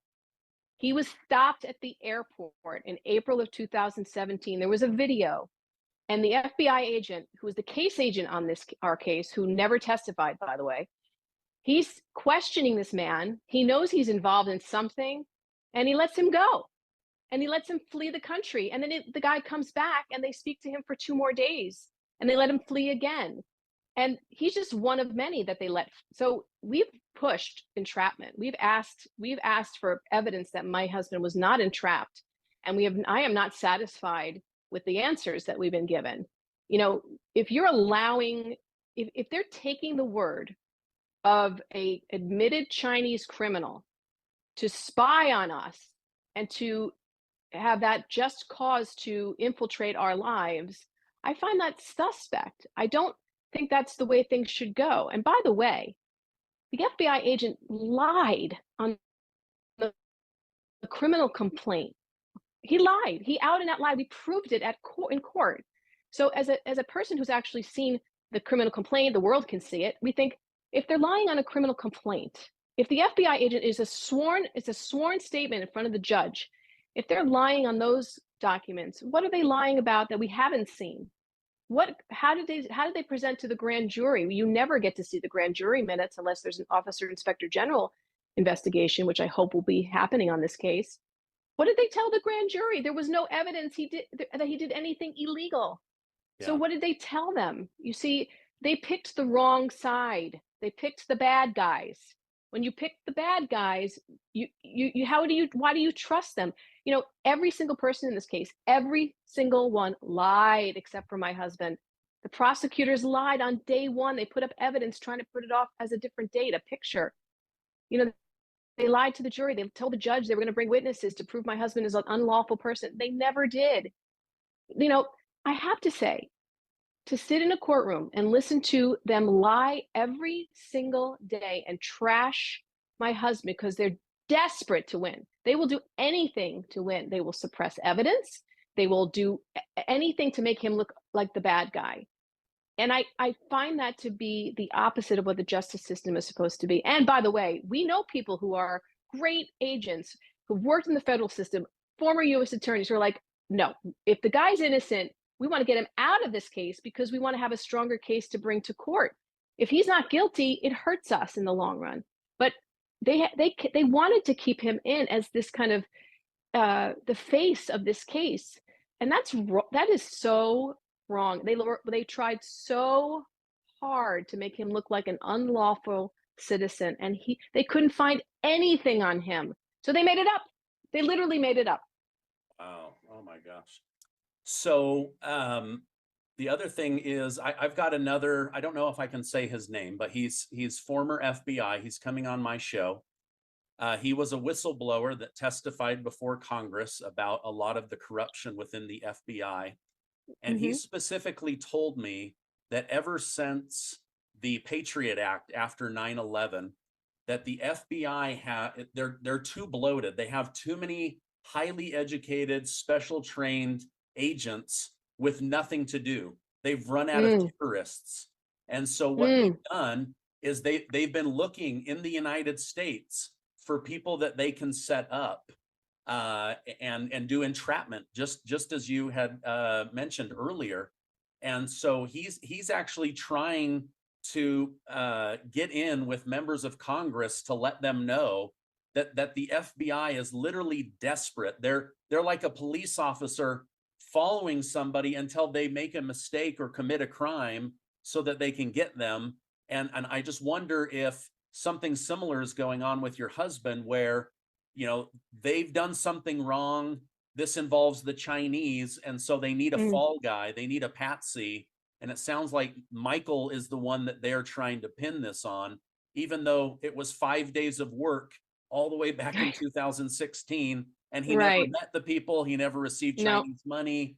So, so does the whole thing come down to they're saying he should have been registered as a foreign agent, and because he didn't, that he's betrayed his country, or that he needs to go to jail or pay a fine? Well, here's the thing. Listen, at FARA, the Foreign Agents Registration Act is an administrative task. You do it online. I think it's free, right? You want to tell me who knew what that was in 2016, first of all? And by the way, the FBI says, oh, he should have known it was the Chinese government because the guy was on an Interpol most wanted list for embezzlement and taking bribes. So because his client is Chinese, they want my husband to profile him literally and say it must be the Chinese government. Now, meanwhile, the guy was wanted for stealing money. And guess what? He did steal money. There was a civil lawsuit against that man that was served on his property a few months after my husband's work, that he found LLCs, he found money, he found properties. So the bottom line is, and even in the government's latest response to our motions to dismiss this case and overturn the verdict, and they're still waiting for that, the government says in the reply, okay, I'm paraphrasing, of course, just saying that, maybe he didn't know that was the government, but he was a foreign person. So wait a minute. So now you're not allowed to work with any foreign person. What if they were from Ireland? What if they were from Australia? What if they were, you can't have a conversation with or have a client who's not American now? Like, I don't understand what the rules are. And as you would see, FARA is working for a government. You have to be knowing, you have to know about the law, first of all, and then deliberately not register. Then that's a violation. There's not one piece of evidence that connects my husband to the Chinese government. He was found not guilty on count 1, which was conspiring with a foreign government to violate FARA. So what are we doing here? If they didn't prove that to the jury, then why are we having this conversation? They've known this for years, and they still lied about it at trial and told the jury that he was there and put a picture up that they claimed my husband had taken of the subject, which was from 6 months prior. I'm telling you, the lying is this is supposed to be the most highly regarded institution of truth and justice. You know, you teach your children, do the right thing, always tell the truth. And then you have the people who are supposed to be upholding that and being the purveyors of all good and, you know, justice. And they're lying constantly. And, you know, one of the things that really hurt me, was the rookie FBI agents who were sitting in the galley and the freshman U.S. attorneys who were watching this. And one day I came out and I said to them, I'm like, this is not how this is supposed to go. Like this, this is not right. Like if you want to do this for a living, have some integrity and do the right thing. And if you don't see a guilty person and to just stop it, make it stop. Because if we're teaching these young people that lying is okay, you know, stretching the truth, what is our justice system going to look like for when these young people become higher up in the prosecution space or FBI? You know, I lost it the day when the guilty verdict came out. I absolutely lost it. I don't know how we're going to recover from it. You know, I don't know what that looks like, but we're never giving up until he's exonerated. We'll never stop fighting. He did nothing wrong, but they want to bankrupt you. They want to pressure you, and they pray that you take a plea deal. And he would never do that. Never. Oh, Martha, I'm so sorry you guys are going through this. This is why I wanted to have you on my show, because thank you. I hate hearing about innocent people that are being railroaded, abused, drugged through the mud by organizations that are supposed to protect them and seek the truth. And right. I hate hearing that you and your family are having to go through this. Is there a website that has more details that I could send or you know, send people towards so that they could learn more about this or support you guys in some way? That would be fantastic. You can go to Pipe Hitter with an H, pipehitterfoundation.org. Scarpa get away with his crimes for close to 15 years. DeVecchio retired from the FBI in 1996 and now runs a private investigations business in Florida. He feels... I mean, as callous as that may sound, the person who's dead is not going to bring him back. Ellen Corcella was a federal prosecutor who worked on cases with Lynn DeVecchio's squad. You are absolutely not supposed to keep an informant on the street that is killing people. Even if that person is giving you valuable information, which may have other arrests as a result of it? And the question I would put to your question is, when is it valuable enough information that you let people continue to kill other people on the street? Why would this person? But we presume that, you know, we had Saeed's wholehearted cooperation. This film really comes from his desire to tell his story and get his story on the record. Even as he is doing another sting. Because that's how that's what's so astounding about this film. And I think it didn't entirely make sense to us either at the time. We said, why would this person agree to participate in this film? But we didn't want to question that initially, said let's take advantage of this opportunity. But ultimately what we realized was at the height of his career, Saeed was making hundreds of thousands of dollars, you know, working on multiple investigations. But in 2005, after having to testify in the case of Rafiq Sabir, who was Tariq Shah's co-defendant, his identity was exposed, and everyone in the New York Muslim community became aware that he was actually an informant. At that point, he left New York and no longer had the social connections that made him valuable as an asset to the FBI. So when we met up with him several years later, he was barely getting reimbursed for gas money and was struggling to kind of make those large paychecks, those enormous paychecks that he'd been making previously in his career, which I think is what prompted him to agree to participate in this film. And so, Lyric, how did you get in touch with his target?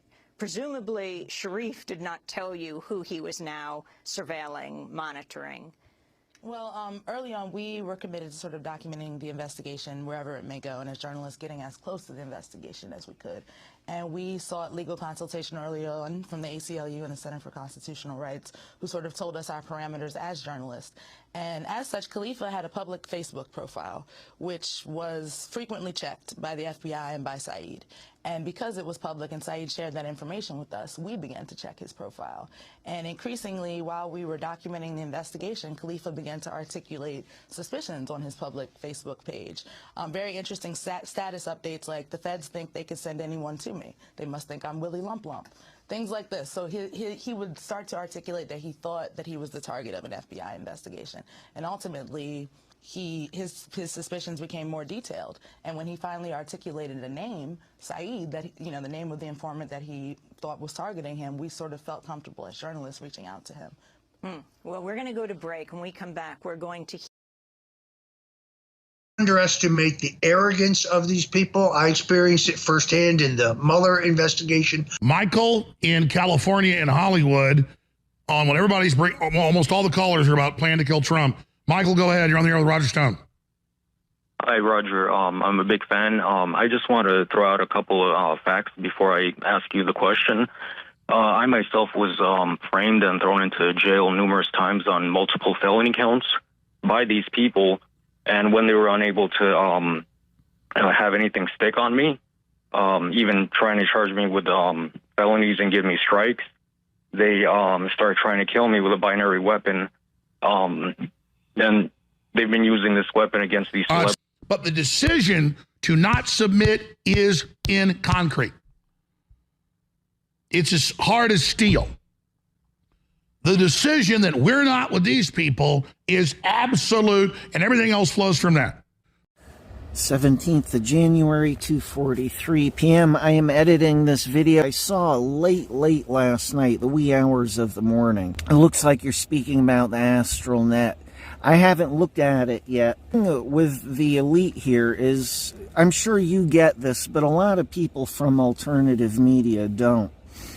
I hear a lot of people, they just can't grasp. I mean, a lot of people can see it, but they still don't get, I get the psychology of psychopaths very well due to Horvat here. The shit I could say. The thing is, they will go through with all of this, and they think it will work because they don't get the human experience. They do not get the human experience because they are psychopaths. They are so far removed from normal people that the way they analyze very coldly and calculating, they throw out the whole dynamic human experience when they analyze how to manipulate the population. Now, they're not incorrect about all sorts of shit. What I am pointing out is their Achilles heel and how we can know that this will all fail, but we can also know that they're serious about all of this, of course. The whole thing is it'll turn into workplaces are going to become government surveillance nodes. That's going to be the reality of it, like Twitter and Facebook working for government. The FBI was the cell involved, which was manipulating these companies into doing things and acting as one. The censorship shit. So then what will happen is they'll have companies on board with this technology that reads the mind. They'll say it's for better work performance. And really, that'll be about conditioning and training people's minds and training the minds so that they're more like worker ants. This is turning into a science fiction dystopian film here that we're living in. It's surreal as shit. But this is how they're thinking about all of this. So then really what will happen is those workplaces will become surveillance nodes for government, just like Twitter and Facebook. Except what the government will be doing is actually spying on your thoughts. You get it? You know, the bosses of companies, no doubt, will be given cash incentives, just like the healthcare system. And we're going to see, we see the legal system all bought out and hoarded out. And it's just getting worse and worse here. So they'll be offered cash incentives and have to sign an NDA, no doubt. And the reality is they'll be spying on employees' thoughts. And then from there, what they'll do is they'll parallel engineer it. I forget the proper term, but based on information which the government has found out by spying on people's thoughts. You know, they'll be anti-corruption or something. They'll be good people, but it's against the fascist system here. So then they will know what these people are thinking, and then they will target them with gang stalking, what have you. This is where it's headed. FEMA camps, none of this is going to be good. People framed, some cases they will find out certain people are criminals and this and that, but this is not the way of getting bad guys. The whole thing's a lie.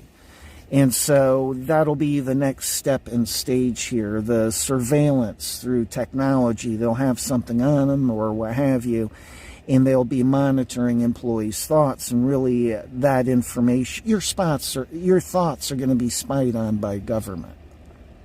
The workplace is going to become a government surveillance node. You get it? And the point is, getting back to the elite here and how they think, they actually think they're going to pull this all off. They actually think this is going to work because they are so far removed from the human experience here. Actually, this is all just going to blow up. The world's about to go to hell here. People are going to go along with so much, and then shit is just going to go bananas. I think what they want to do is first have the big mess here and everybody fighting for survival, because they want the population killing itself off. Nobody's going to be going after the elite here. You know, everybody's going to be, everybody's going to be stupid as shit. So they're going to let the population kill itself off. It'll be cyber attacks, and then it'll be shutdown of the economic system. Everybody will be fighting for survival. But eventually, when they get their system up and running, the survivors here, this is the system they will want in place. Work will become the government surveillance node. You get it? But really, everything's just going to go to hell. None of this is going to work the way the elite wants. And that's just I could say so much about that. The whole thing's going to go, the whole world's about to go right down the toilet. If Trump is not reelected here, we've got no shot at all. One of the first things he'll do is turn the oil back on. That'll drop the food prices, and that in and of itself will stabilize our economy and therefore the world economy. Him doing that will actually prevent us from going under. Hello? So he quite literally will sabotage and break the elite here in regards to their plan. This is how I know Trump will not get reelected. This is why I've known this the entire time.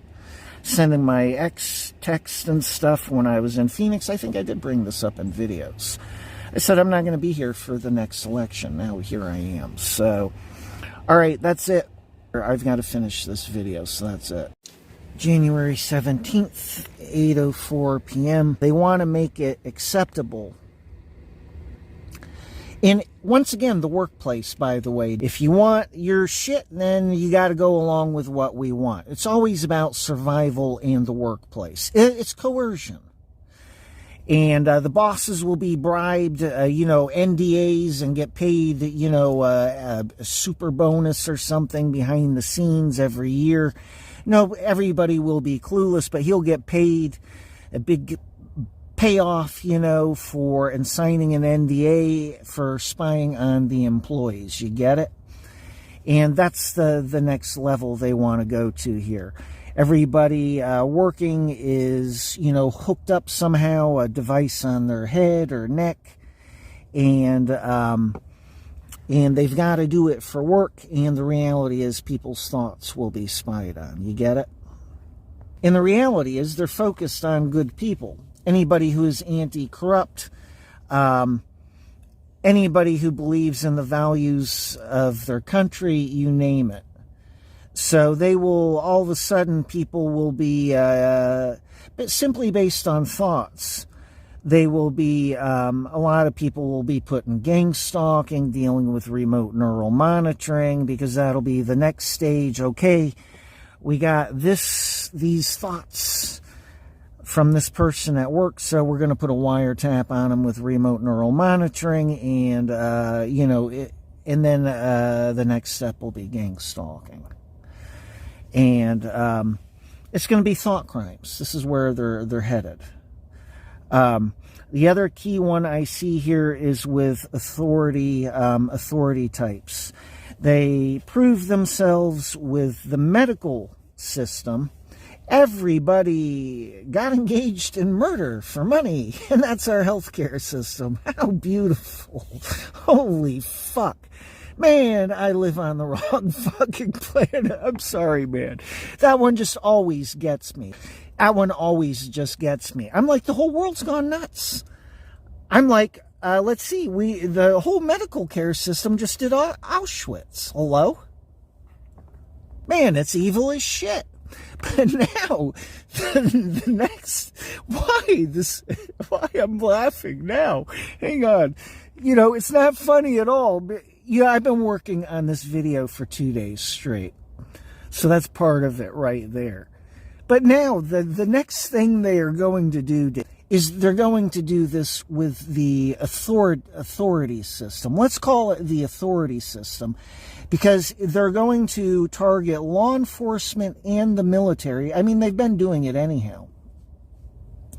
But where they are going here is they want to get everybody out of law enforcement and the military, all the real people. Then they're going to put illegal immigrants into police and military. And these people get their citizenship as long as they don't screw up their jobs. Not screwing up their job means doing exactly what they are told to do. Hello? You get it? Oh, fuck. And so we're not in good shape here, but that's the next push here. Saw they're making illegal immigrants cops up in Chicago. Holy fuck. And then you hear about this in the military. Oh, well, they can join the military for fighting overseas. Oh, no, they want them right here fighting against the real Americans when shit hits the fan here. That's what they want. Shit's going to hit the fan here big time in this country. So that is what that is about. So the authority system here is about to be coerced and bought out. That's the new one. They did the medical system first, the healthcare system first. Now they're doing the authority system. You get it?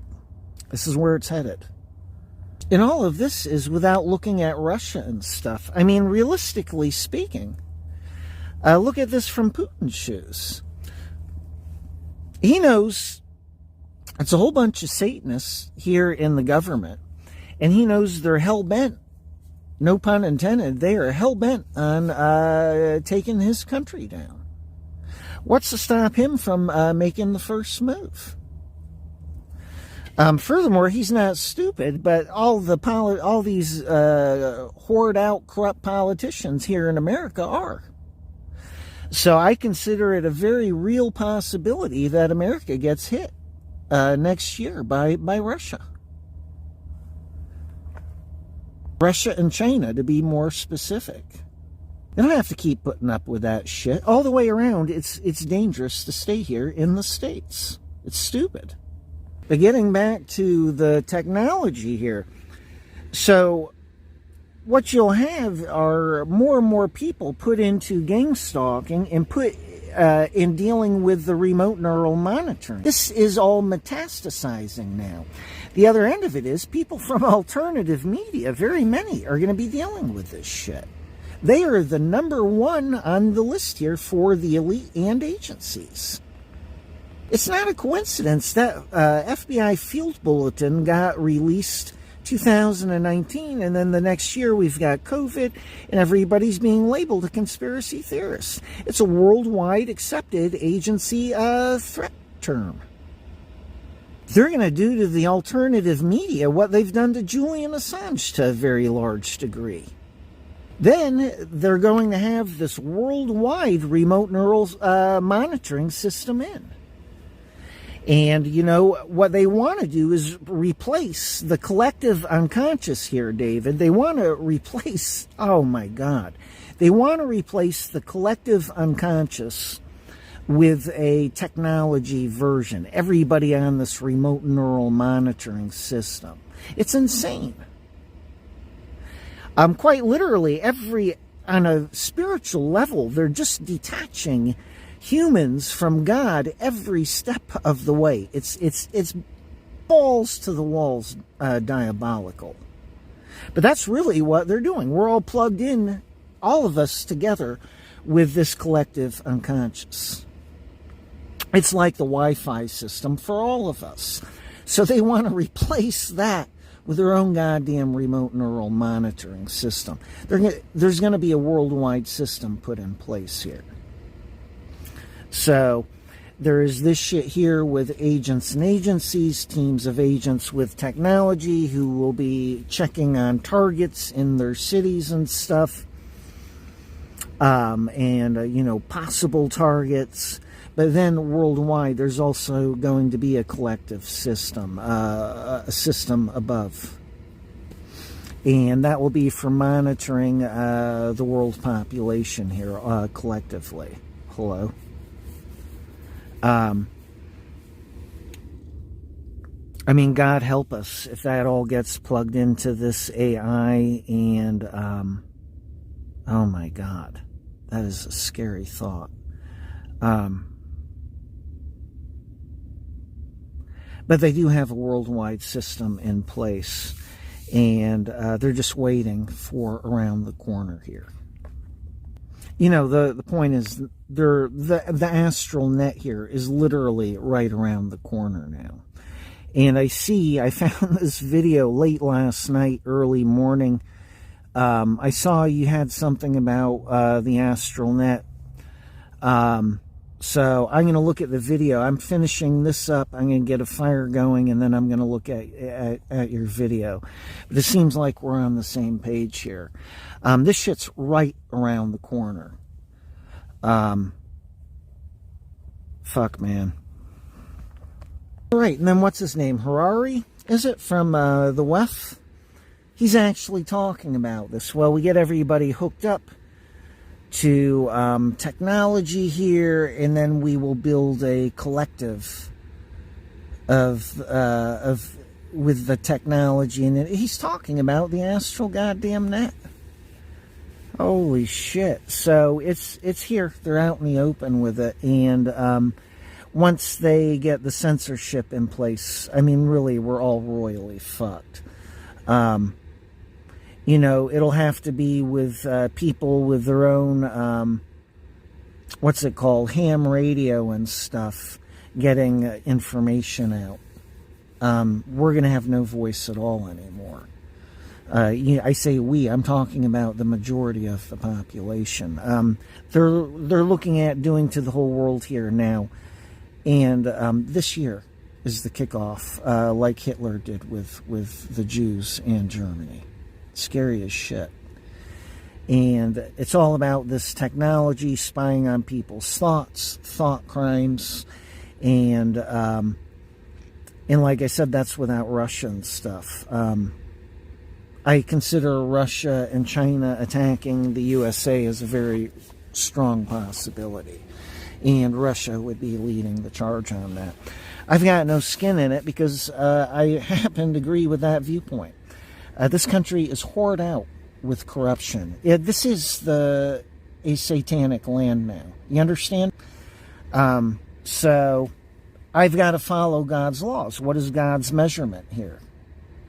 So, actually, in order for Putin to protect himself, that is actually, it's what I would do. You get it? So, and it's based on divine law. He's aware of his circumstances. He knows what types of people these are, so he'll wait to see who wins the election, and then I'm sure something's going to happen down the road here. I'd have to be stupid to not think so. A couple of EMPs, everything's knocked out in the country, they just roll in. Just like all these dreams and visions. Really they're visions people are having while they're sleeping. It's all about Russia and China. And I had more points to bring up about all of this, too. There's some other pieces which connect and a more in-depth look at some of this. But the key thing is gang stalking and the remote neural monitoring. It is now about to be here for, the masses. It's not just for, a few 100,000 people across the world now. This shit is just exploding now. You get it? And can you imagine no alternative media, and alternative media is the number one on the agency hit list here, and for the elite? Can you imagine? Gang stalking, remote neural monitoring. People will end up just like me, and then they're going to find out I've got no voice. Hey, I can't get shit out on the internet. Yeah, no shit. Everybody's had a chance to speak out while they could. I've been here the entire time. Yes, I know my third book is, it's an editing nightmare, but I'll have to attempt to get that cleaned up after this book. This book is the one that counts. So, and with this book out, I can get my message out about the Antichrist and also the rapture, stuff from my last book. You get it? January 20th, 3:47 p.m. These are some points which I haven't brought up yet, and which the FBI no doubt is wondering about. What is it I'm looking at here? In regards to collapsing America, that's always been the goal. This is what I wrote about even from the beginning in my first book. They got to prove that democracy and capitalism don't work. One of the things I was looking at is it'll be cash incentives. Really, it'll be a communistic system that they're offering. People, the have-nots, will have bare basics for the first time in their life. But the reality is it's going to be a communist system. And this is what I was looking at back in 2009 and 10. And really, it's cash incentives. The majority of the world is dirt poor. So it's real easy for them to offer a system in which people get the bare basics, a house, a little bit of money, a quote social system, except their system will really be more communistic here. It's going to be really just people having nothing and just bare basics.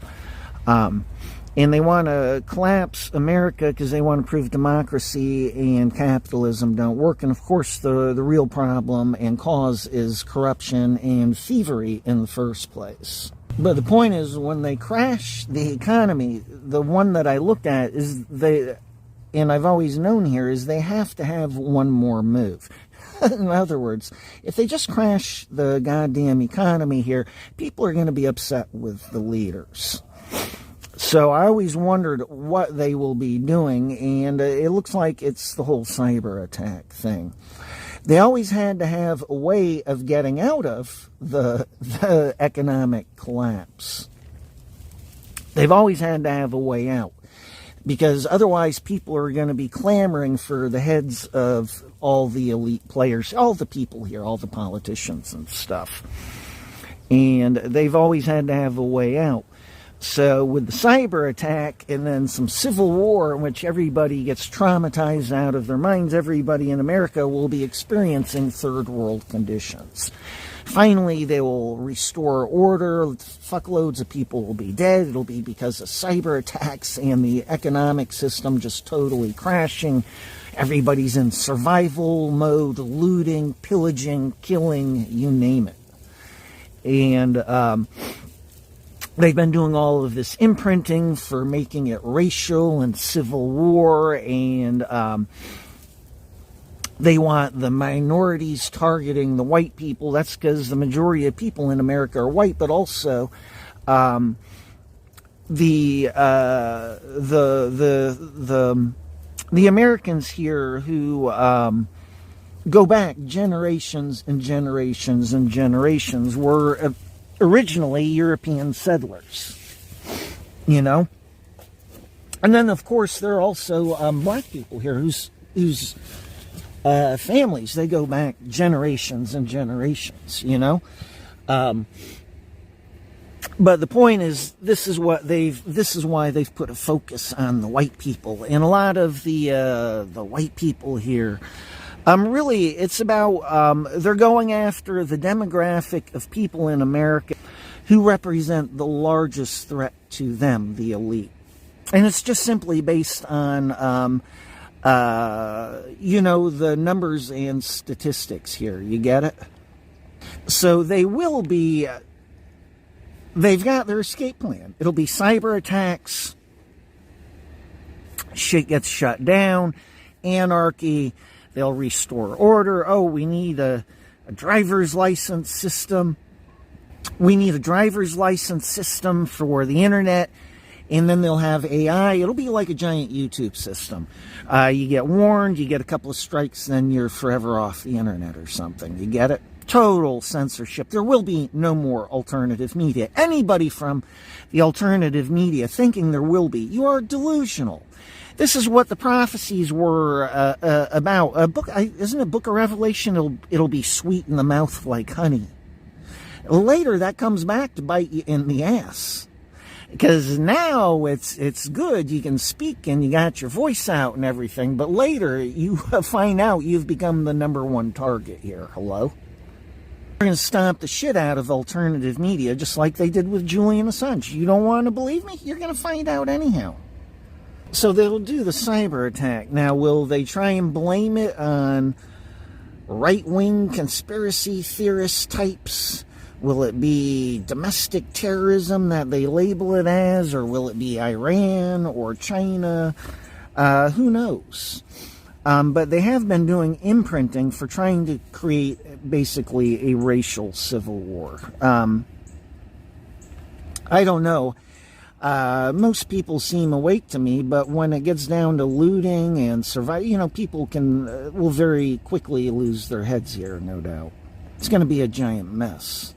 But no doubt this will cause the economic crash, and instead of these people being caught and tried for their corruption and totally screwing the country over, they've got their way out here. Instead, it'll be more restrictions and greater controls for the public here. And the way they've got it set up is that anybody standing up for the rights here, people who have lived here for generation upon generation here, those are going to be the people labeled as conspiracy theorists, right-wing, racist, and on and on. Then they'll have this whole authoritarian system full of illegals who get their citizenship for performing their jobs without problems. And that authority system is the military and the police. So we'll have a bunch of illegals working in law enforcement and the military, who they no doubt will be using on the public here. Of course, the right-wing conspiracy theorists and stuff. And then they're going to label it all as a racial thing. You get it? That's all. They're just trying to drive an absolute wedge in regards to race here, to cause division amongst the people here. They're trying to do divide and conquer.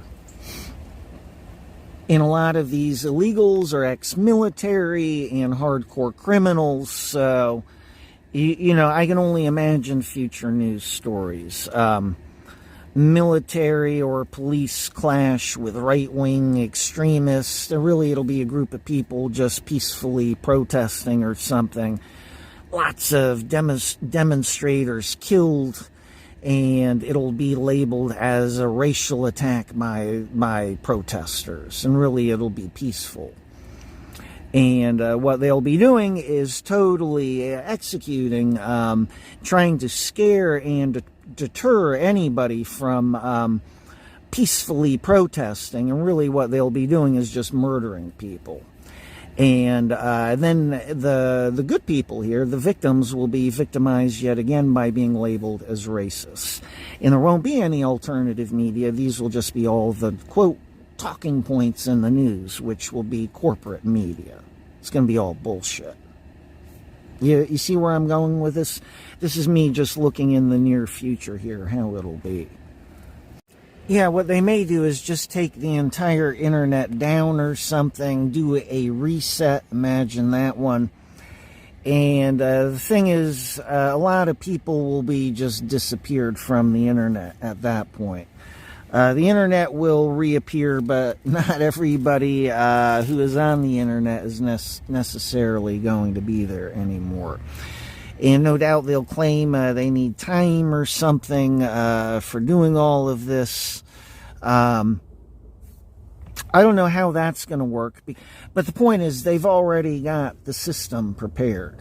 So no doubt they will go quick. So maybe they do make it take a while. But the point is, they've already got it prepared for this YouTube system, for the internet, and people are not going to have free speech on the internet anymore. The alternative media specifically is going to be targeted and eliminated from the internet. Then it's going to be shields down for a lot of people from alternative media. They are high-profile targets. They are the new Julian Assanges for the elite. They are just drooling and wetting themselves, waiting for this moment. Because they're going to take out their greatest opponent, the alternative media. Hello? Then many of you are going to end up in gang stalking in my shoes. You won't even know it, but you won't be receiving emails from people. That's one I've learned. And you think you've sent emails, but they're also just being caught and blocked. So you're going to be totally censored, and it's going to be way beyond your imagination. Many of you will be experiencing gang stalking. Probably they will come right out in the open in regards to the fact that they have remote neural monitoring on you. Man, a lot of you are in for a shitstorm here, like Julian. You do not want to be wearing my shoes. And the reality is, agencies have fucked up and held me in 22 years extra by misprofiling me 30 years ago. I've got a video up. It is The Empire is Here 2.5. That's got a lot of the mistakes of agents and agencies in it. That is a mix of a video for an agent, which is what these clips in this video are also about, and two, that way you see a little bit of my real profile. You can read my book, Day Thief. I write about my experiences in regards to enlightenment and stuff. It's a real path. There's a real energy process, and I explain this in my book. So you hear me speaking about the enlightenment stuff, and this is also this is the real gist of it, especially for you, Jurgen. The real gist of it, the way that the FBI screwed up, is my enlightenment jumps. That's what threw them off. And this is why the FBI sees, I've got mental markers. Before I was in gang stalking, I recognized I'm dealing with a group of agents and an agent in charge. You understand? Because I understand this is how it works. It's like the military, it's like the police. It's no different. Hello? And the thing is, based on their moves with me, and things I would pick up based on people they are using for getting information from me. I was measuring, this is 30 years ago. It's the same shit I do now with agents and agencies. But this was 30 years ago. And the thing is, it's before I was put in gang stalking. You get it? But the thing is, I could see that the agent in charge could not see me and could not see my psychology. I could see I was invisible. You get it? And so I was also just playing it with the people, all sorts of people. The ones that really knew me were people like Keith and Kelly and Kate. Hello? These were not party people and stuff. Hello? Most of their people were all party people. So give me a break. But you all are guilty of your own profiling mistakes regardless. You went on this pop psychology, oh, he's like his mother. Give me a break. Who raised that agent in charge? Fucking Freud? Kiss my ass. Learn how to practice psychology. Don't bring your flaky fucking psychology to the psychology department. If you're going to be objective, the first thing you should start with is you're not sure. Now, I've said they may start pushing electromagnetic energy technologies. That'll be like the next phase and level of technology here. They'll have these workplace devices where they can monitor your thoughts. And so it would be for acclimating people to that idea of, okay, we're going to have our thoughts monitored. No big deal. People are taking conversations in their head with future phones here, taking the calls in their head, this and that. But it may not be that way when I really think about it. It may be that they keep this all low key. Maybe they even suppress these types of technologies. I don't think that startup company I had looked at ever got its phone developed, where you can actually hear the person calling you in your head. But they do have these physical electromagnetic energy physical therapy clinics out in California. I've seen certain things on the internet, again, electromagnetic energy. The thing is, those technologies operate on a particular bandwidth of electromagnetic energy for a specific desired result. So the physical therapy clinics out in California, they are a particular bandwidth of electromagnetic energy. They can't go beyond that. They're what is it? They've got a governor on them. They've got they're locked into a certain place. What's that called for the internet also? They've got it capped, so it can't go beyond a certain point here. And so those are very specific technologies. Same thing, they were talking about sleep clinics, perfect night's sleep. Again, that would be a particular bandwidth and frequency, and it'll be salary capped so that it can only operate for that one particular purpose. The reality is this remote neural monitoring covers the whole spectrum. But it may be that they suppress these electromagnetic energy technologies. They don't push this, imply this on the public, because they'll want to keep the public dumbed down. Okay, well, you just go, and it's only at work they can hear your thoughts. Hello? And everybody's kept clueless. This way people aren't asking questions, well, how does this really work? Because they don't want people understanding that the government already has this technology, and people like me can be experiencing situations like I'm experiencing. Hello? They don't want people understanding the government already has this technology and is using it in horrific ways, never mind spying.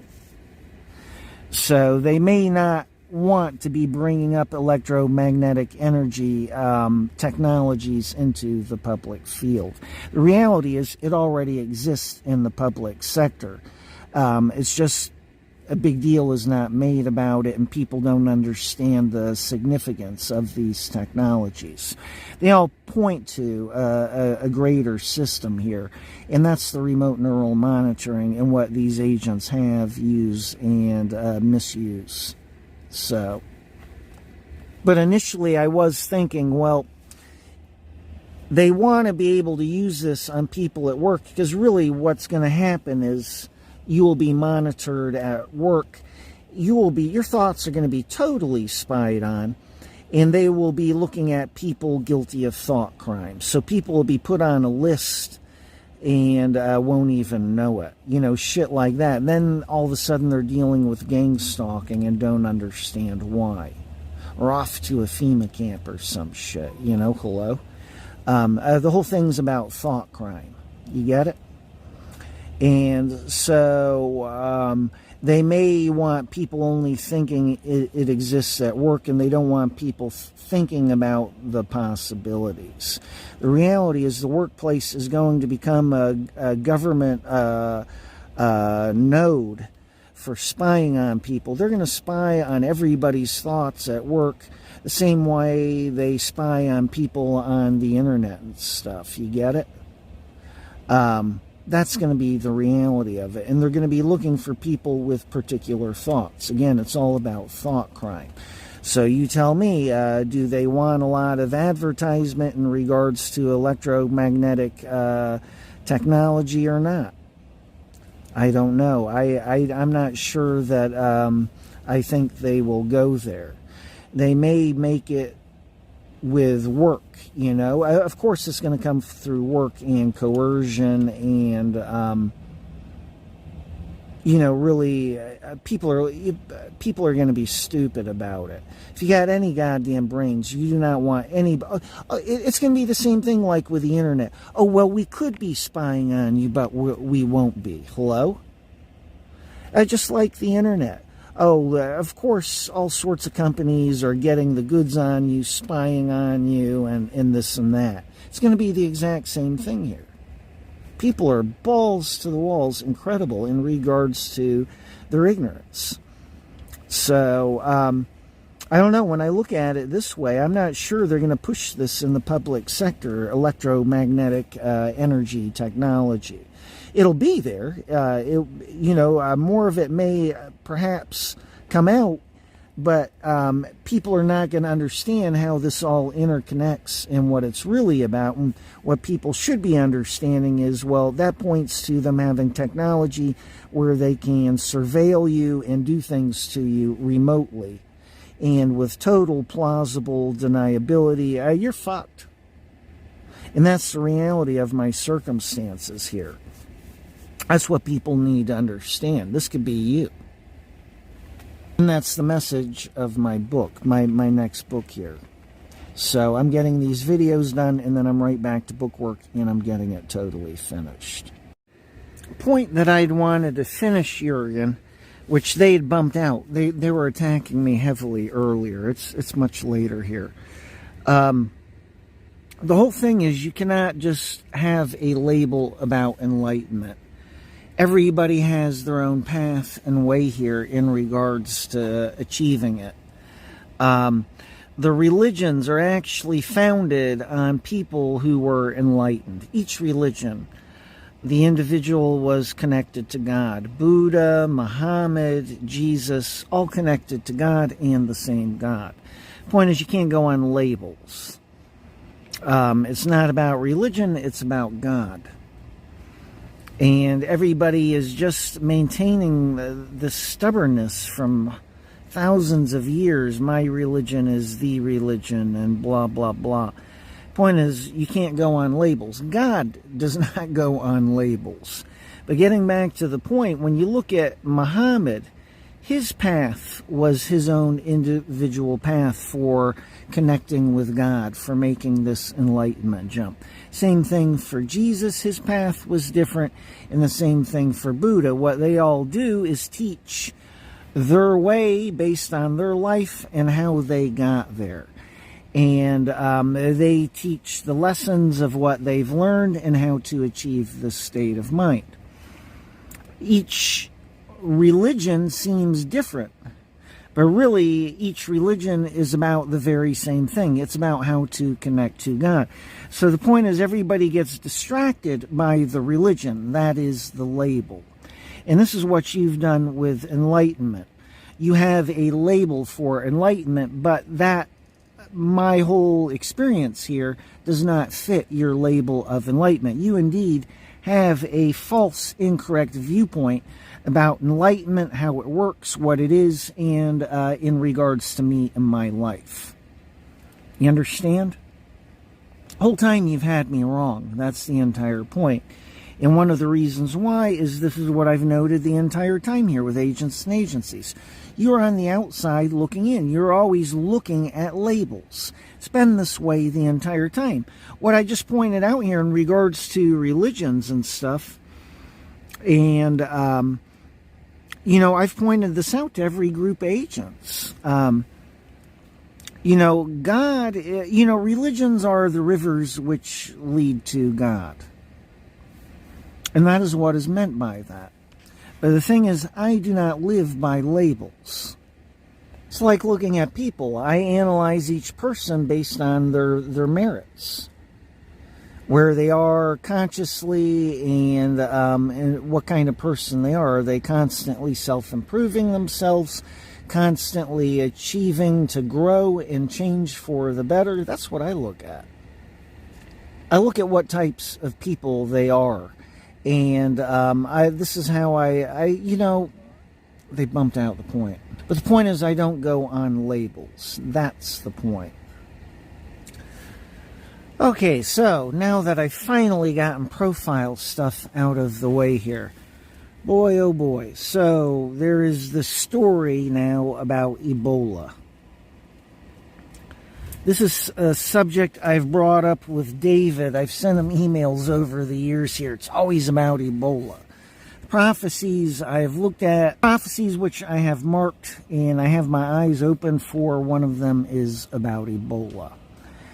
And I've sent David emails over the last few years here about Ebola.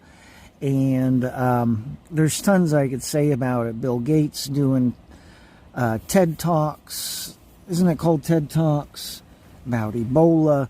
2014, these health workers are working over in Africa with an Ebola outbreak, and they fly back on a regular chartered plane, a regular airliner, instead of being quarantined and flown back on like a quarantine plane. And one of them was from Texas, as I remember. People were worried they would cause an outbreak, because then once they finally got home, they weren't even quarantined. Can you believe this? So when they did this, I realized, well, they're field testing a public reaction in regards to Ebola. And I realized, well, Ebola is definitely on the table here for the elite, because they're checking. This is all the way back in 2014. I think if you type in Ebola 2014 Texas, you should get something. But they're field testing. Then, to top it off, this is one of the prophecies that I have red flagged. I know to keep my eyes open for this. I expect this to happen. So all the way around it fits. I'm checking off the God box here. Prophecy boxes. When I see that one get a check mark, I understand that this is a very real possibility. It's around the corner, so to speak. So today I'm looking, and ta-da, Ebola. And this is going on out in Denver, and really these vaccine shots are what are causing the outbreaks in the first place. 33 or 31% shed rate, or 33%, and I think it's 31. And so they're shedding live stuff here. And this one doctor is saying it looks like there's a correlation between areas where they've given vaccine shots for Ebola and then outbreaks happening. Hello? Oh my God. So it looks like Ebola is right around the corner here. Then to top it off, this summer I found this website. It kind of has this spook feeling to it. I don't know how trustworthy they are, but this was the entire weird thing about them. They were predicting that many countries, their populations would be cut down to nothing. For America, they were predicting there would be something like 99 million people left. It was like a projection for 2025.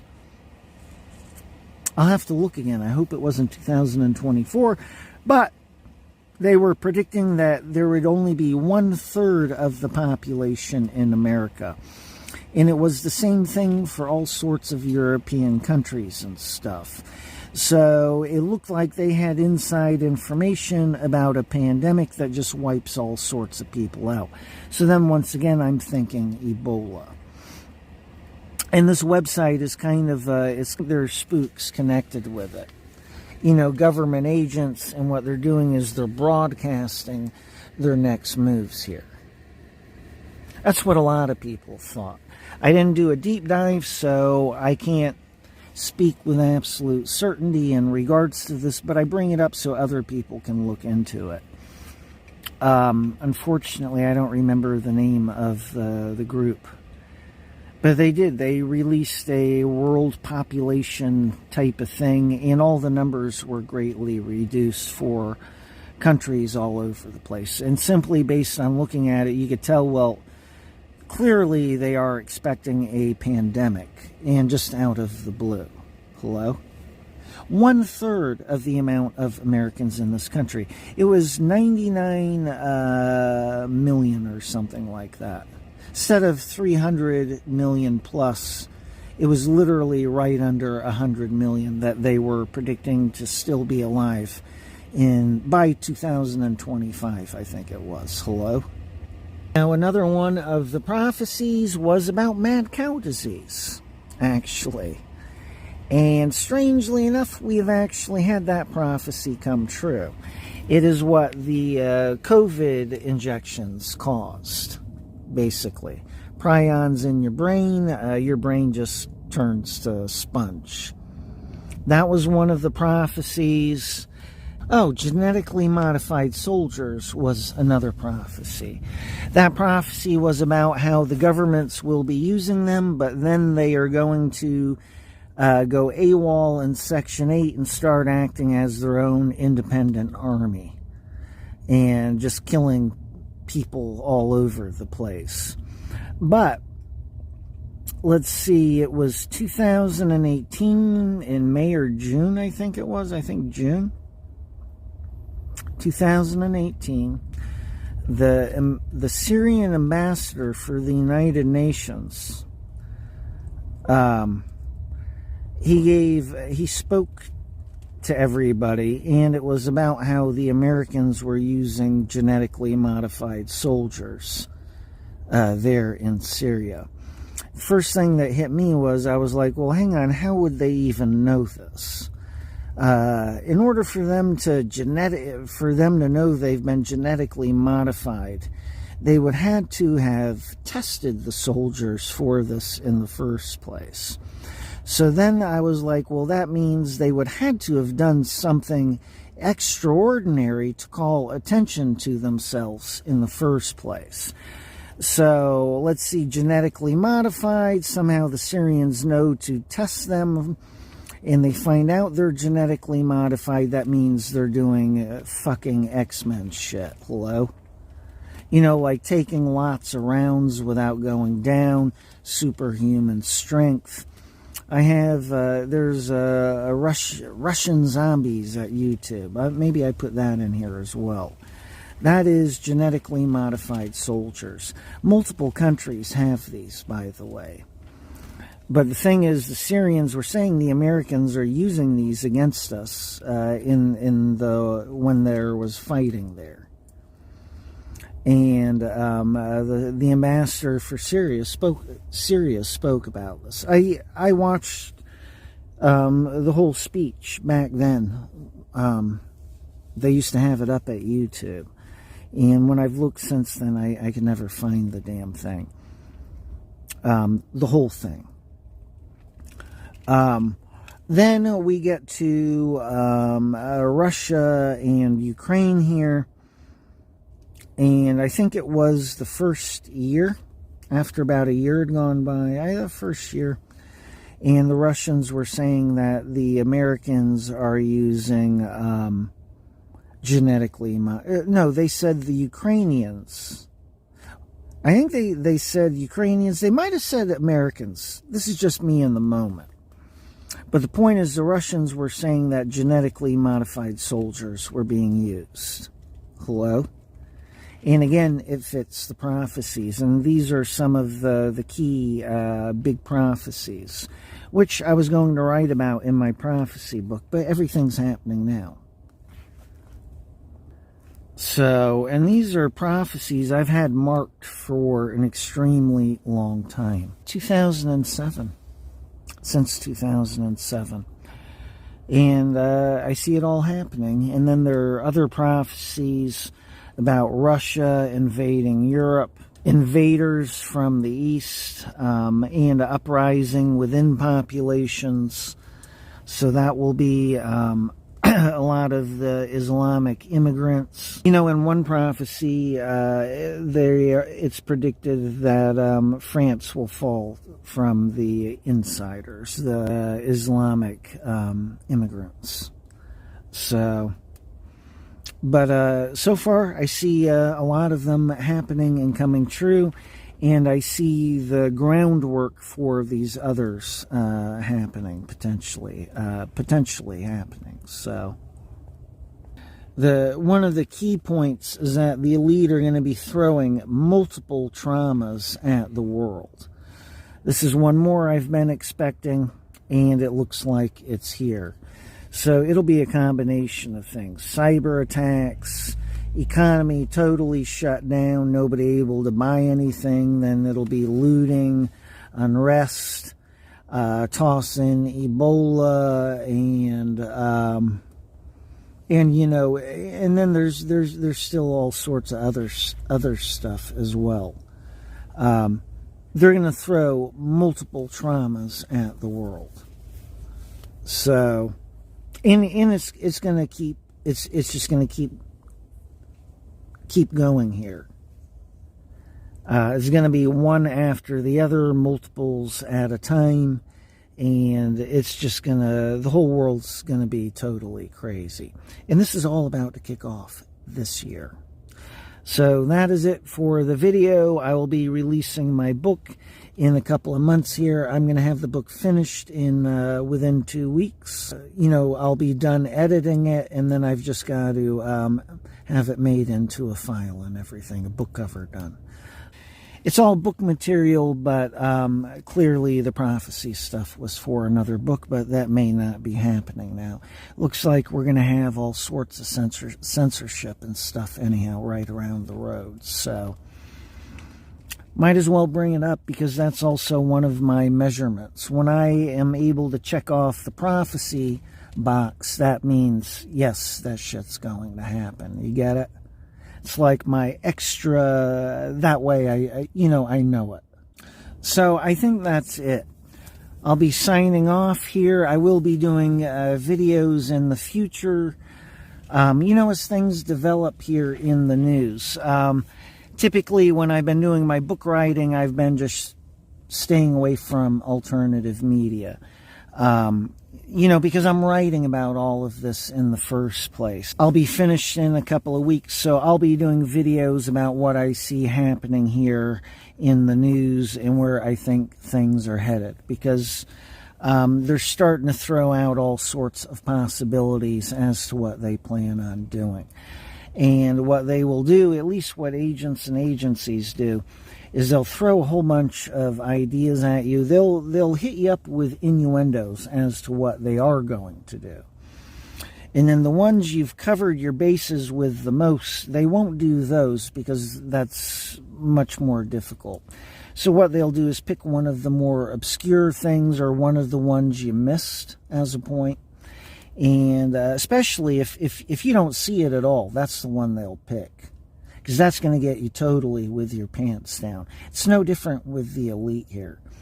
So that's why I'm doing these videos, and then people understand I've got good eyes here. And then when I come out with this book, I'll send this book off to various people here, and people can make up their mind if they want to interview me or not, But quite frankly, a lot of this information needs to get out. So, all right, that's it. Thank you for your time, and Dante Phoenix signing off. I mean, you talk regularly with Anthony Fauci, who's a wise voice on this by most people's opinion. So despite what you see in movies, there is no group of experts standing by to prevent this disaster. So we have to create a new... What do you think about the ethics of someone who would go on a plane and refuse to wear a mask? If they own the plane, that would be fine. If there's other people on the plane, that would be endangering those other people. If people were very symptomatic, like an Ebola, number would be. We also have access to water. The United States, for example, has almost 9 million fire hydrants.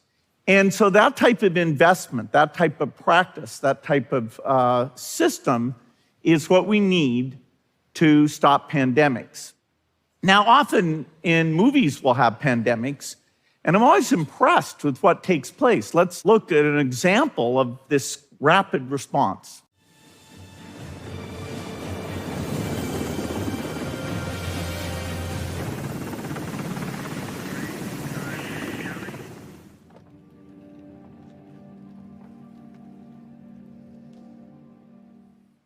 Well, that's quite impressive. We don't need the music, but otherwise, we saw exactly what should happen. An outbreak's detected very quickly, literally within days. Doctors are dispatched. They have a helicopter to get into exactly ground zero. They go in there and they've got the right tools. And this is what should happen when an outbreak is spotted. But we don't have that team. We don't have those resources. And if an outbreak took place in a low-income country, it could be literally months before we started to orchestrate those resources. So despite what you see in movies, there is no group of experts standing by to prevent this disaster. So we have to create a new team. I believe we should create what I call the GERM team. GERM stands for Global Epidemic Response and Mobilization.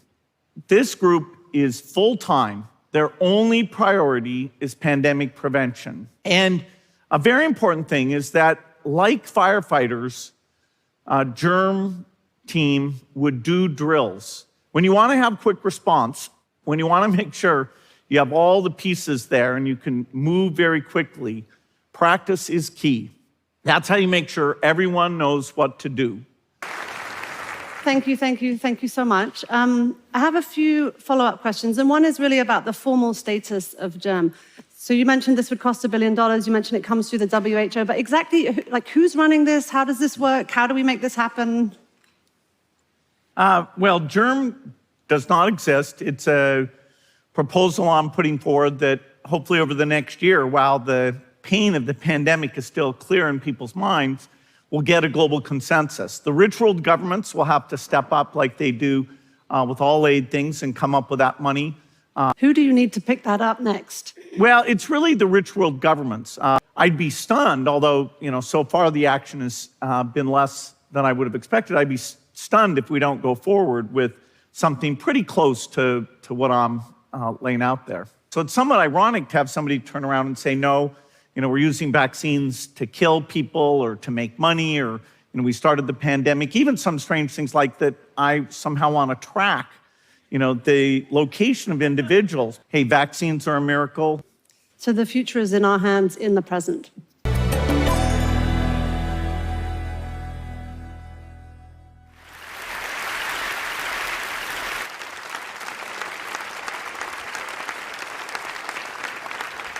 When I was a kid, the disaster we worried about most was a nuclear war. Today, the greatest risk of global catastrophe doesn't look like this. Instead, it looks like this. If anything kills over 10 million people in the next few decades, it's most likely to be a highly infectious virus. The WHO is funded to monitor epidemics, but not to do these things I talked about. Now, in the movies, it's quite different.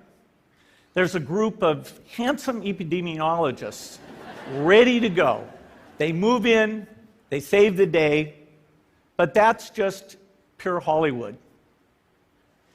The failure to prepare could allow the next epidemic to be dramatically more devastating than Ebola. Let's look at the progression of Ebola over this year. About 10,000 people died, and nearly all were in the 3 West African countries. There's 3 reasons why it didn't spread more. The first is there was a lot of heroic work by the health workers. They found the people and they prevented more infections. The second is the nature of the virus. Ebola does not spread through the air. And by the time you're contagious, most people are so sick that they're bedridden. Third, it didn't get into many urban areas, and that was just luck. If it had gotten into a lot more urban areas, the case numbers would have been much larger. So next time, we might not be so lucky. You can have a virus where people feel well enough while they're infectious that they get on a plane or they go to a market. The source of the virus could be a natural epidemic like Ebola, or it could be bioterrorism. There's no need to panic. We don't have to hoard cans of spaghetti or go down into the basement. But we need to get going because time is not on our side. In fact, if there's one positive thing that can come out of the Ebola epidemic, it's that it can serve as an early warning, a wake-up call to get ready. If we start now, we can be ready for the next epidemic. Thank you.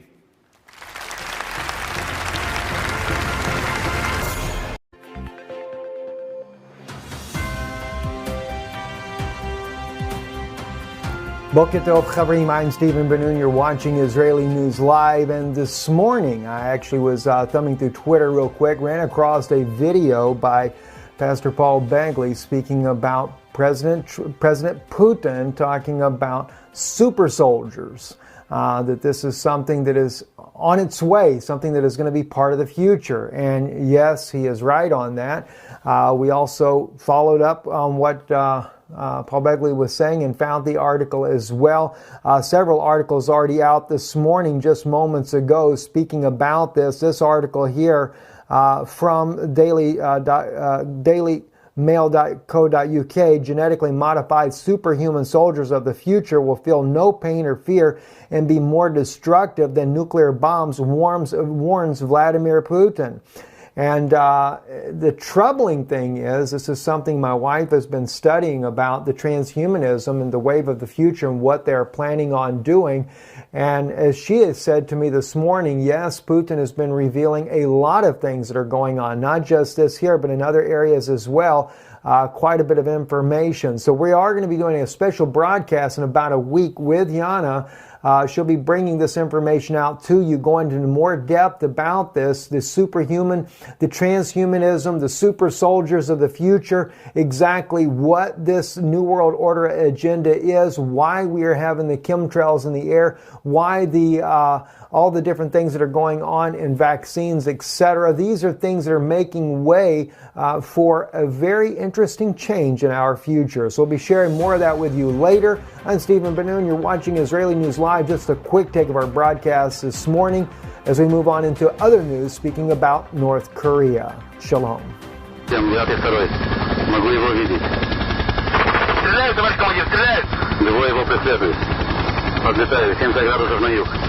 Еще один. Их уже 4, которые ему преследуют. Их уже 5, товарищ командир, 5. Справа. Среди вышел из здания. 5, товарищ командир, 5. Стреляют, товарищ командир, стреляют. Мы его поймали. Их уже пятеро, следи за ними. Вышел из здания. Стреляют, товарищ командир. Это твой стреляли. Кто его преследует? Оставайся на нем. Оставайся на нем. Держи его. Господи, мне это что не нравится. Улетаем отсюда. Бедняга пропал. Возвращаемся на базу.